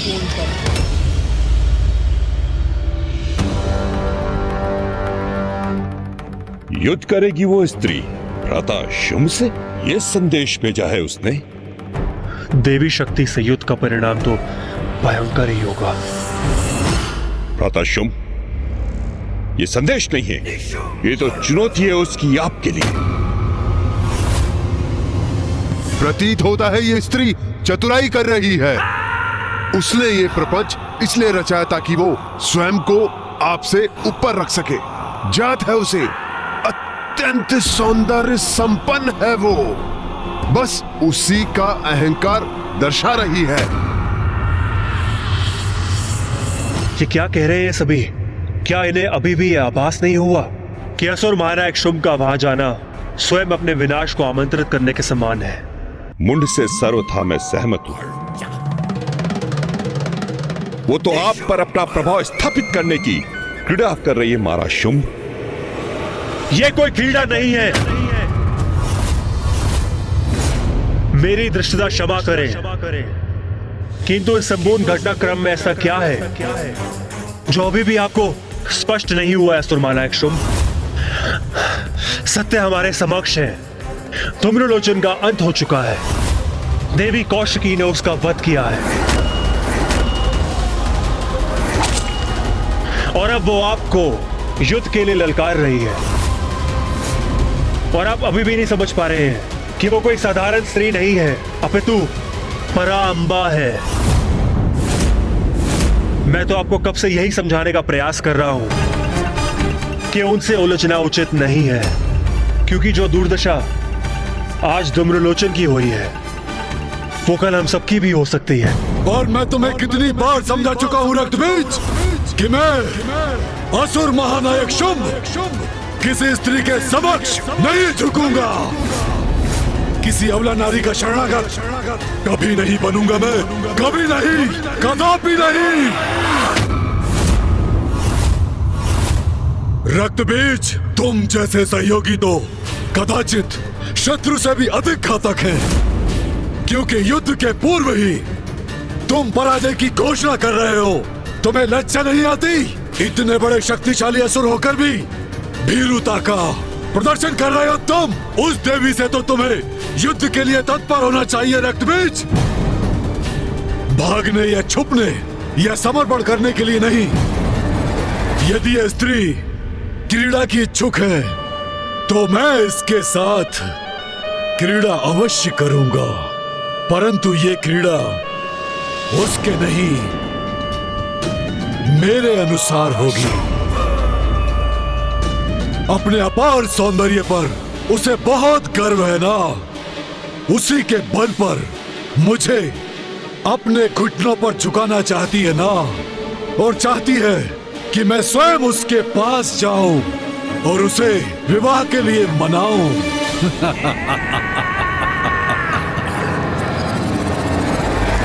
मैं मिटा दूंगा उसका गर्व, उसे अपने आदेशों का पालन करना सिखाऊंगा।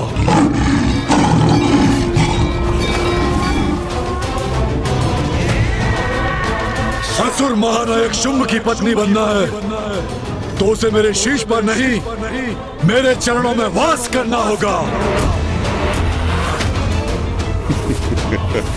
और मैं उससे ये सब कुछ मनवा कर ही रहूंगा। उचित है भैया, सर्वथा उचित है।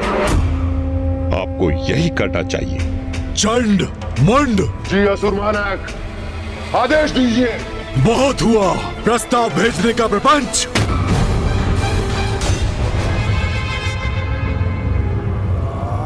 जाओ और उस नारी को बंदी बना कर लाओ मेरे समक्ष यहाँ, और उसे स्वीकार हो या अस्वीकार, मैं उसे बलपूर्वक विवाह करके ही रहूंगा।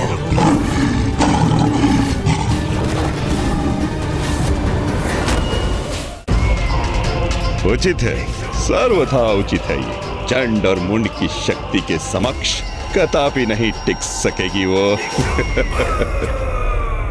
असुर महानायक शुंभ का ये आदेश बहुत अनिष्टकारी सिद्ध हो सकता है। असुर महानायक मात्र बंदी बनाकर लाए उसे, अथवा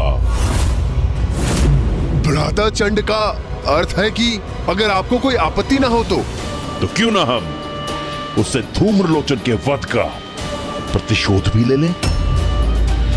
उसकी उद्दंडता के द्वंद्व स्वरूप उसे थोड़ा प्रताड़ित भी क्यों ना कर लें, फिर तो वो आपकी आज्ञा अवश्य स्वीकार करेगी। चंड मंड, उचित कहा तुम दोनों ने। दंड दो उसे, अवश्य दो, प्रतिशोध भी लो उसे। विनाश की आहट जो सुनकर भी अनसुना कर दे, उससे बड़ा अभागा और कौन हो सकता है। और उससे भी बड़ा अभागा वो है जिसे भविष्य स्पष्ट दिखाई दे रहा है, किंतु वो चाहकर भी उसे परिवर्तित करने में असमर्थ है। अब क्या करूं मैं, कैसे रोकूं असुर महानायक शुंभ को? इस कार्य के लिए मैं तुम्हारे साथ रुरु और महेश पौंड्रक को भेजता हूं। क्या हुआ गणेश? अब अपनी अंतर्दृष्टि से क्या देखा तुम? भैया, अब शुंभ चंड और मुंड को मां पर आक्रमण करने के लिए भेज रहा है। गणेश जी, ये तो बहुत ही उत्तम समाचार है। इसका तो एक ही परिणाम संभव है, माता कौशिकी के हाथों चंड मुंड का संहार। इंद्रदेव का कथन सर्वथा उचित है।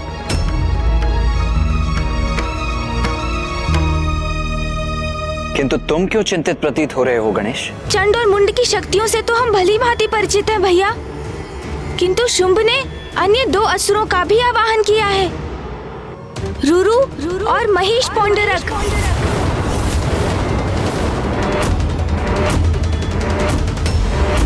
अब ये दोनों कौन है? ये तो मुझे भी ज्ञात नहीं है भैया, किंतु शीघ्र ही उन दोनों का भी पूर्ण परिचय ज्ञात कर लूंगा मैं।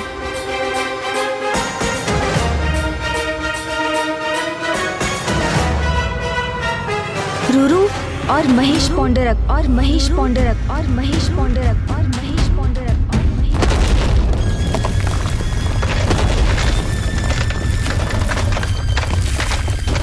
रुरु, रुरु,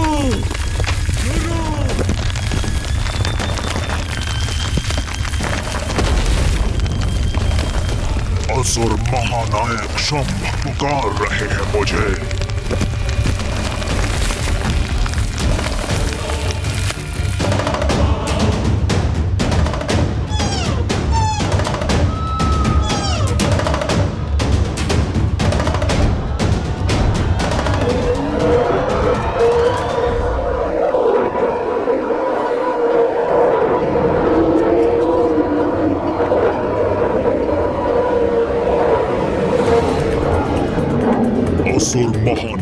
शुंभ, आपने आवाहन किया है मेरा। मैं अति शीघ्र आपके समक्ष प्रस्तुत होऊंगा।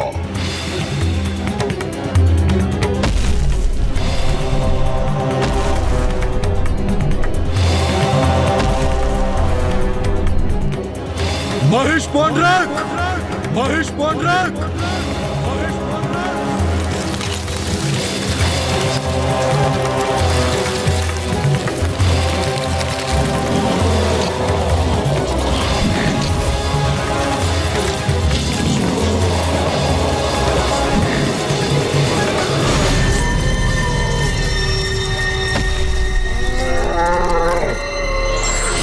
असुर महानायक शुंभ, मैं महेश पौंड्रक अभी आपकी सेवा में प्रस्तुत होऊंगा।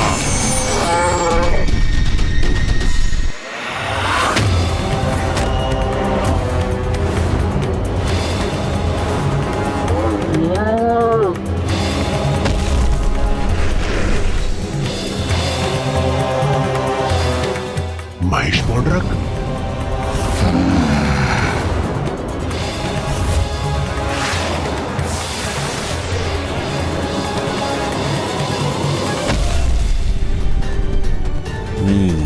तो ये हैं रूरू और असुर महानायक शुंभ, आपने अवश्य किसी विशेष प्रयोजन से हमें यहाँ बुलाया है। कहिए, क्या आदेश है हमारे लिए? एक घमंडी नारी के मान को कुचलना है। मात्र एक नारी से युद्ध हेतु आपने हम दोनों का आवाहन किया। धूम्रलोचन जैसे शक्तिशाली असुर का वध करने वाली नारी असाधारण नहीं हो सकती, कदापि नहीं।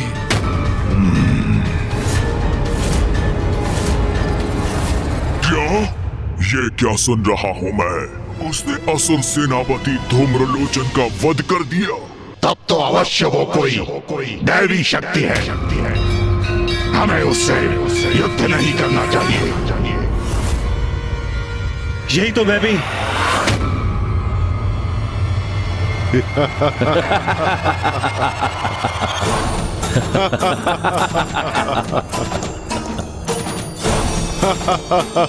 यहाँ कोई प्रयास हो रहा है क्या, जो तुम हंसने लगे हो? नहीं असुर महानायक, किंतु मैंने तो आपसे पूर्व ही कहा था कि उस दुष्ट नारी को उचित पाठ सिखाने के लिए चंड और मुंड ही पर्याप्त हैं।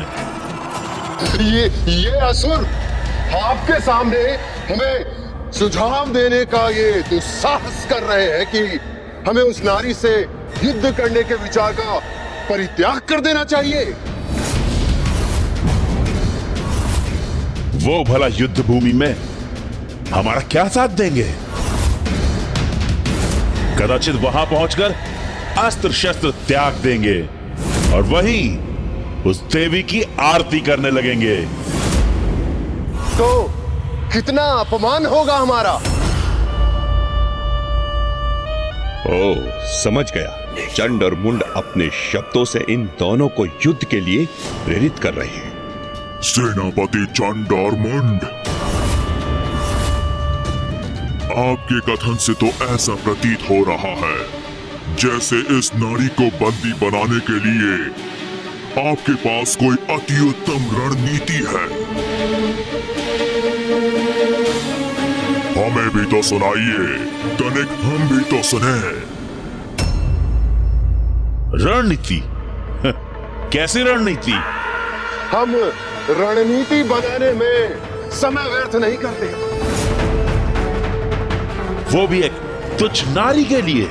हाँ, यदि आप सुनना ही चाहते हैं तो सुनिए।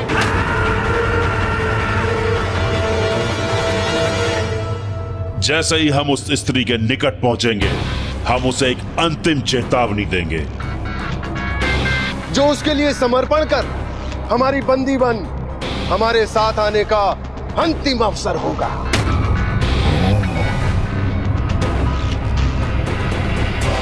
बस उसके लिए ये अंतिम अवसर होगा। उसके बाद हम नहीं, हमारे बाण बात करेंगे। क्योंकि मुंड और मैं उस पर बाणों की ऐसी बौछार करेंगे कि वो उनसे आहत होकर लहूलुहान हो जाएगी। वो चीत्कार करेगी, हमारे बाणों के बंधन से मुक्त होने के लिए समस्त प्रयास करेगी।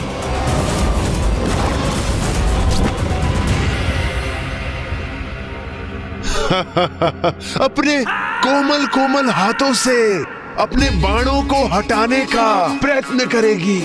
तब मैं और चंड उस पर अपने विद्युत पाश फेंककर बंदी बना लेंगे।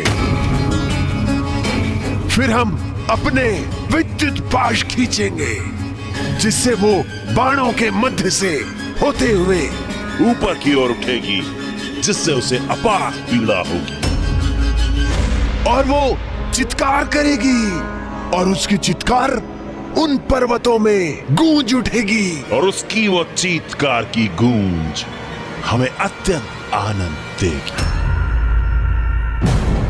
फिर उसे मैं पुनः पृथ्वी पर फेंकूंगा और मैं उसके केश थाम लूंगा। वो रुदन करेगी, सिसकियां भरेगी और तब हम उसके भयभीत आतंकित आंखों में देखकर गर्जना करेंगे और उससे कहेंगे कि देखा तुमने हमारे असुर महानायक शुंभ के प्रस्ताव को अस्वीकार करने का परिणाम।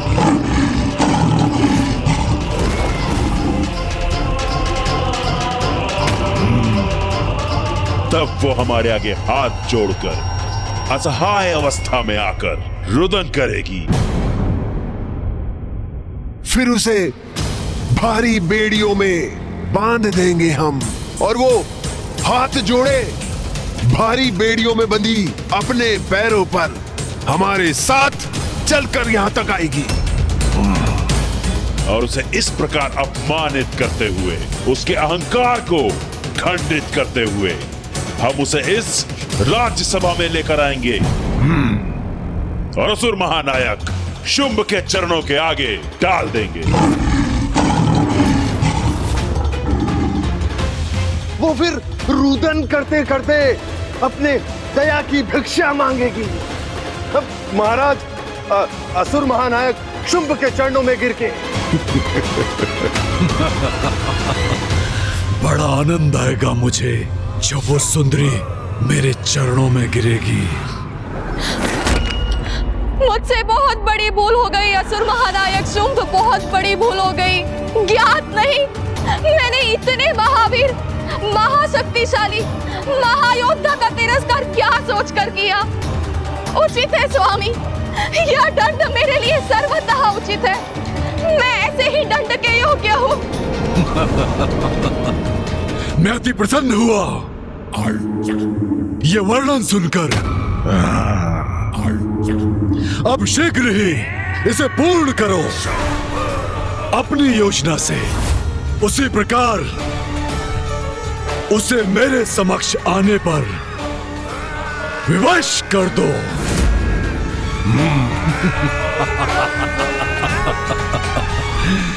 जाओ।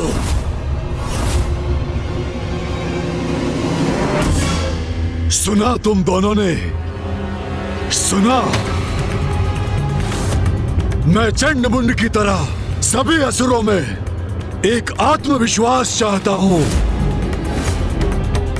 यदि तुम भीरू हो, अक्षम हो, तो स्वीकार करो कि तुम असुर महानायक के विश्वास के योग्य नहीं।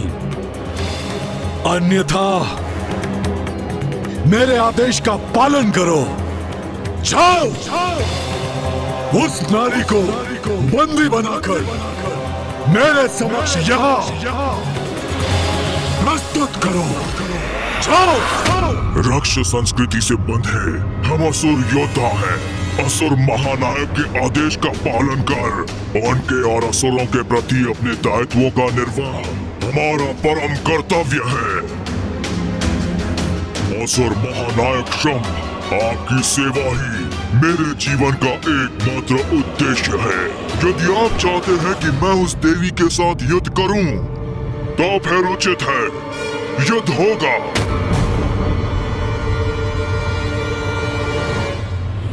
रूरू ने असुर महानायक के प्रति अपनी निष्ठा प्रकट कर दी। मैं ही पीछे रह गया। नहीं, मैं भी भीरू नहीं, यह भी प्रमाणित कर दूंगा। असुर महानायक, मुझे मेरा अधूरा कथन पूर्ण करने दीजिए।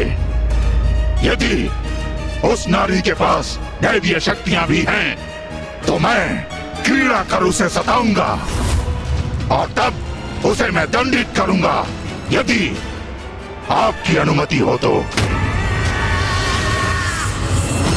अर्थात हमारे विचारों और उद्देश्य दोनों में समानता है। हाँ, तो फिर शुभ कार्य में विलंब क्यों? चलिए।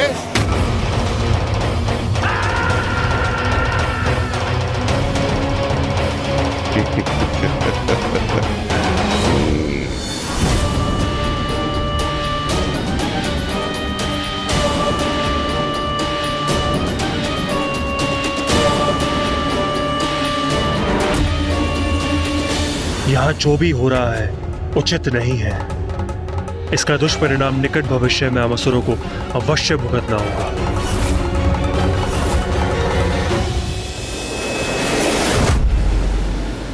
कितना मूर्ख है ये शुंभ। रक्त बीज रूरू महिष पौंड्रक ने उसे समझाने की कितनी चेष्टा की, किंतु उसे चेतावनी तक दी कि मां के विरुद्ध जाने का भयंकर परिणाम होगा, किंतु फिर भी उसने अपने असुरों को मां के साथ लड़ने भेज दिया। ये सब तो माँ की ही लीला है भैया। उन्होंने मुझे धूम्रलोचन को उनके निकट लाने का जो उत्तरदायित्व सौंपा था, वो मैंने पूर्ण किया। अब शेष इसी प्रकार से धूम्रलोचन के वध के पश्चात चंडमुंड का भी भयंकर परिणाम होने वाला है।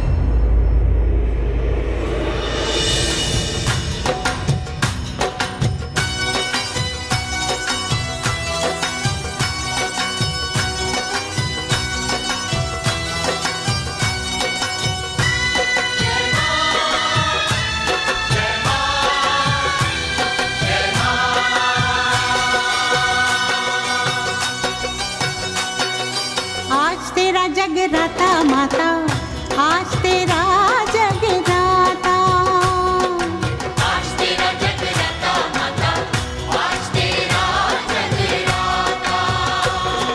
जगमग करती पावन ज्योति, हर कोई शीश झुकाता। माता माता माता माता माता माता माता माता, आज तेरा जगराता माता, आज तेरा जगराता।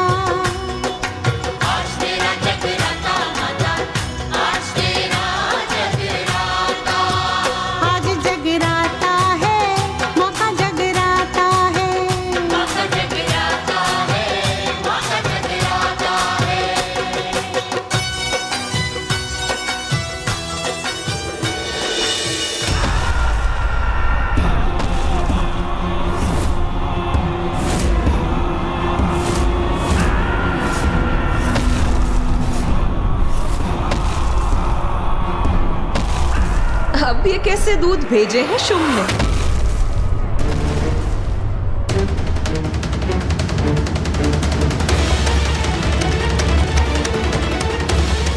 ऐसा अद्भुत सौंदर्य, ऐसी दिव्य अनुपम कांति,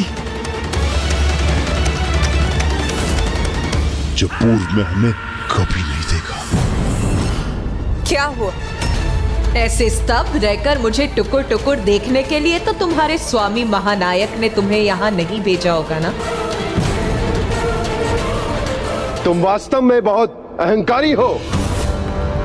तो हमने जो तुम्हारा आकलन किया था वो सर्वथा उचित है। तुम्हारे द्वारा मेरे आकलन अथवा किसी अन्य के व्यर्थ संवाद में मुझे कोई रुचि नहीं। मैंने तुम्हारे स्वामी के लिए एक संदेश भेजा, अवश्य उसी का उत्तर लेकर आए होगे तुम यहाँ।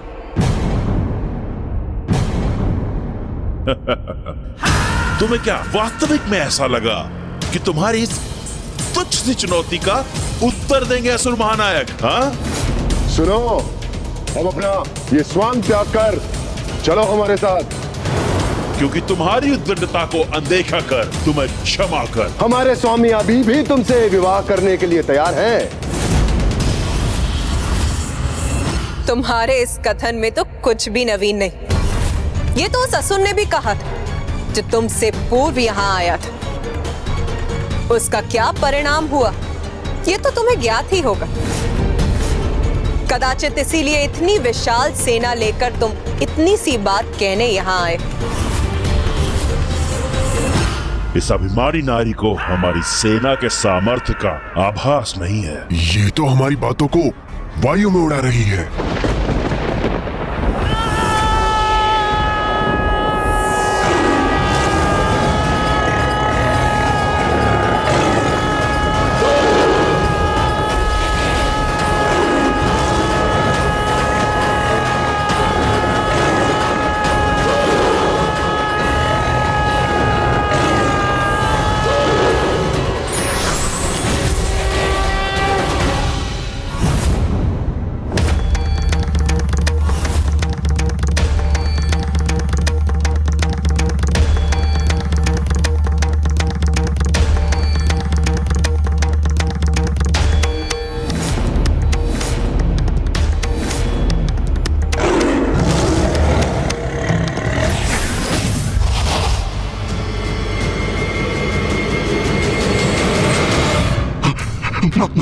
माता कौशिकी,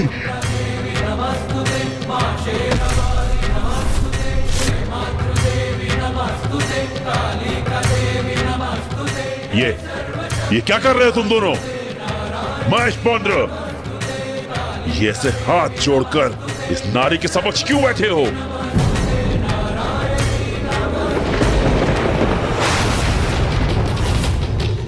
आपने हमें यह तो बताया ही नहीं कि जिनसे हम युद्ध करने यहाँ आए हैं वो और कोई नहीं, स्वयं जगत जननी माता कौशिकी है। नहीं बताया तो क्या हुआ? नाम में क्या रखा है? शत्रु का नाम तो कुछ भी हो सकता है। ऐसा मत कहिए, वो कुपित हो जाएंगी, क्योंकि उनके प्रति बहुत ही दृढ़तापूर्ण है आपके ये वचन। ये क्या कह रहे हो तुम? असुर महानायक के सामने तो बहुत बड़ी बड़ी बातें कर रहे थे तुम। कदाचित आपको ज्ञात नहीं, असुर सेनापति मुंड कितने असुरों का वध किया है माता ने। एक बार माता ने एक असुर को पछाड़ कर उसका वध किया और फिर उसके शव को एक फंदे से बांधकर ऐसा फेंका कि वो शव मेरे ऊपर आकर गिरा। एक बार तो माता ने सहस्त्रासुरों की विशाल सेना का अंत कर उसे मेरे ही दलदल में फेंक दिया था। आज भी उनके शव वहां से उभरते हैं, जिसे चील काग अपना भोजन बनाते हैं।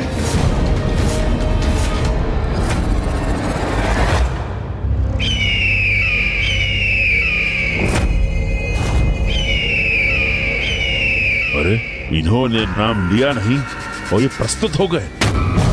ऐसी सुंदरी इतनी भयंकर कैसे हो सकती है? किंतु आकाश में इन गिद्धों और चीलों के अवतरित होने का और क्या अर्थ समझूं मैं? ये तो अत्यंत शक्तिशाली प्रतीत होती है। तभी तो रुरु और महेश पौंड्रक भयभीत दिखाई दे रहे हैं। कदाचित लौटना चाहिए हमें यहाँ से, तभी हम सुरक्षित रहेंगे।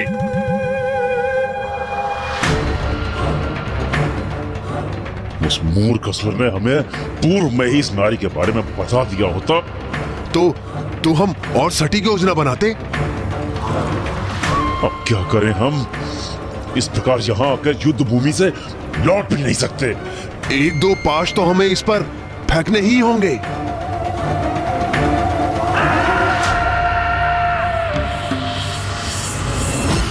इसके महिमा मंडल से हम भयभीत नहीं होंगे। जो भी है ये है तो एक नारी ही ना। और हम बलशाली असुर सेनापति चंड और मुंड।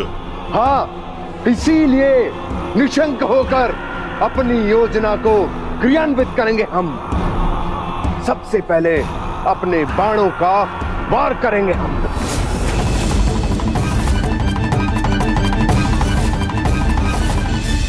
देवी अवश्य तुम्हारे बाणों को नष्ट विनष्ट कर देंगी। ये इतने विश्वास से कह रहा है। तो क्या ये सत्य है? क्या ये वास्तव में हमारे बाणों को नष्ट कर देगी? हम दोनों तो माँ के विरुद्ध जाकर उनसे नहीं लड़ रहे, किंतु आप दोनों को योद्धाओं का धर्म निभाना ही चाहिए। जैसा आपने असुर महानायक के राजभवन में कहा था, वैसे ही अपना पाश फेंककर इन्हें बंदी बनाने का प्रयत्न कीजिए।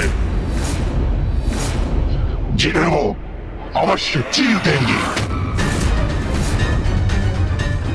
ये किसे भेज दिया असुर महानायक ने हमारे साथ? हमारा साहस बढ़ाने आया है ये, अथवा उसे खंडित करने? नहीं, इन दोनों को अनसुना करना होगा हमें।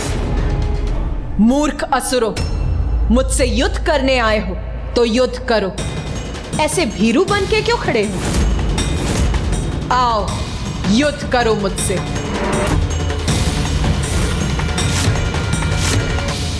शक्तिशाली हैं हम, वरदानी शक्तियां प्राप्त हैं हमें। और ये मात्र एक नारी, इसे तो हम अपने वश में कर सकते हैं। इसने उन असुरों को पराजित किया होगा जो बल में हमसे कम होंगे। हाँ, हम तो अति बलशाली असुर चंड और मुंड हैं। असुर सैनिकों, यही है वो अहंकारी नारी जिसने हमारे असुर सेनापति धूम्रलोचन का वध किया था। यही है वो नारी जो बार बार हमारे असुर महानायक का अपमान करती है। जाओ सैनिकों, जाकर अपनी शक्ति का परिचय दो, उचित पाठ पढ़ाओ और खींच के लाओ इसे हमारे कदमों में।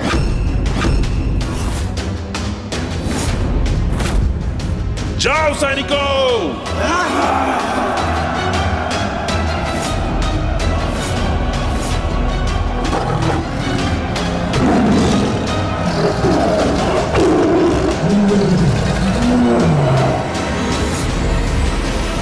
अब चंड और मुंड ने अपनी समस्त सेनाओं को मां पर आक्रमण करने के लिए भेज दिया है।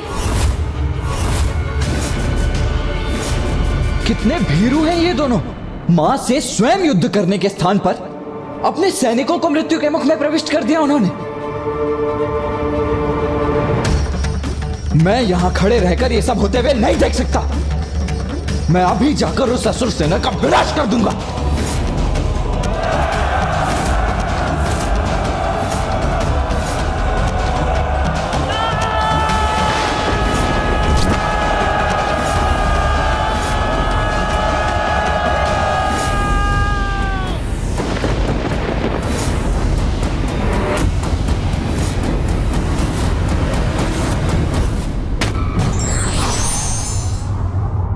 समय रहते यदि कोई वास्तविकता को नहीं स्वीकारे तो उसकी पराजय निश्चित है।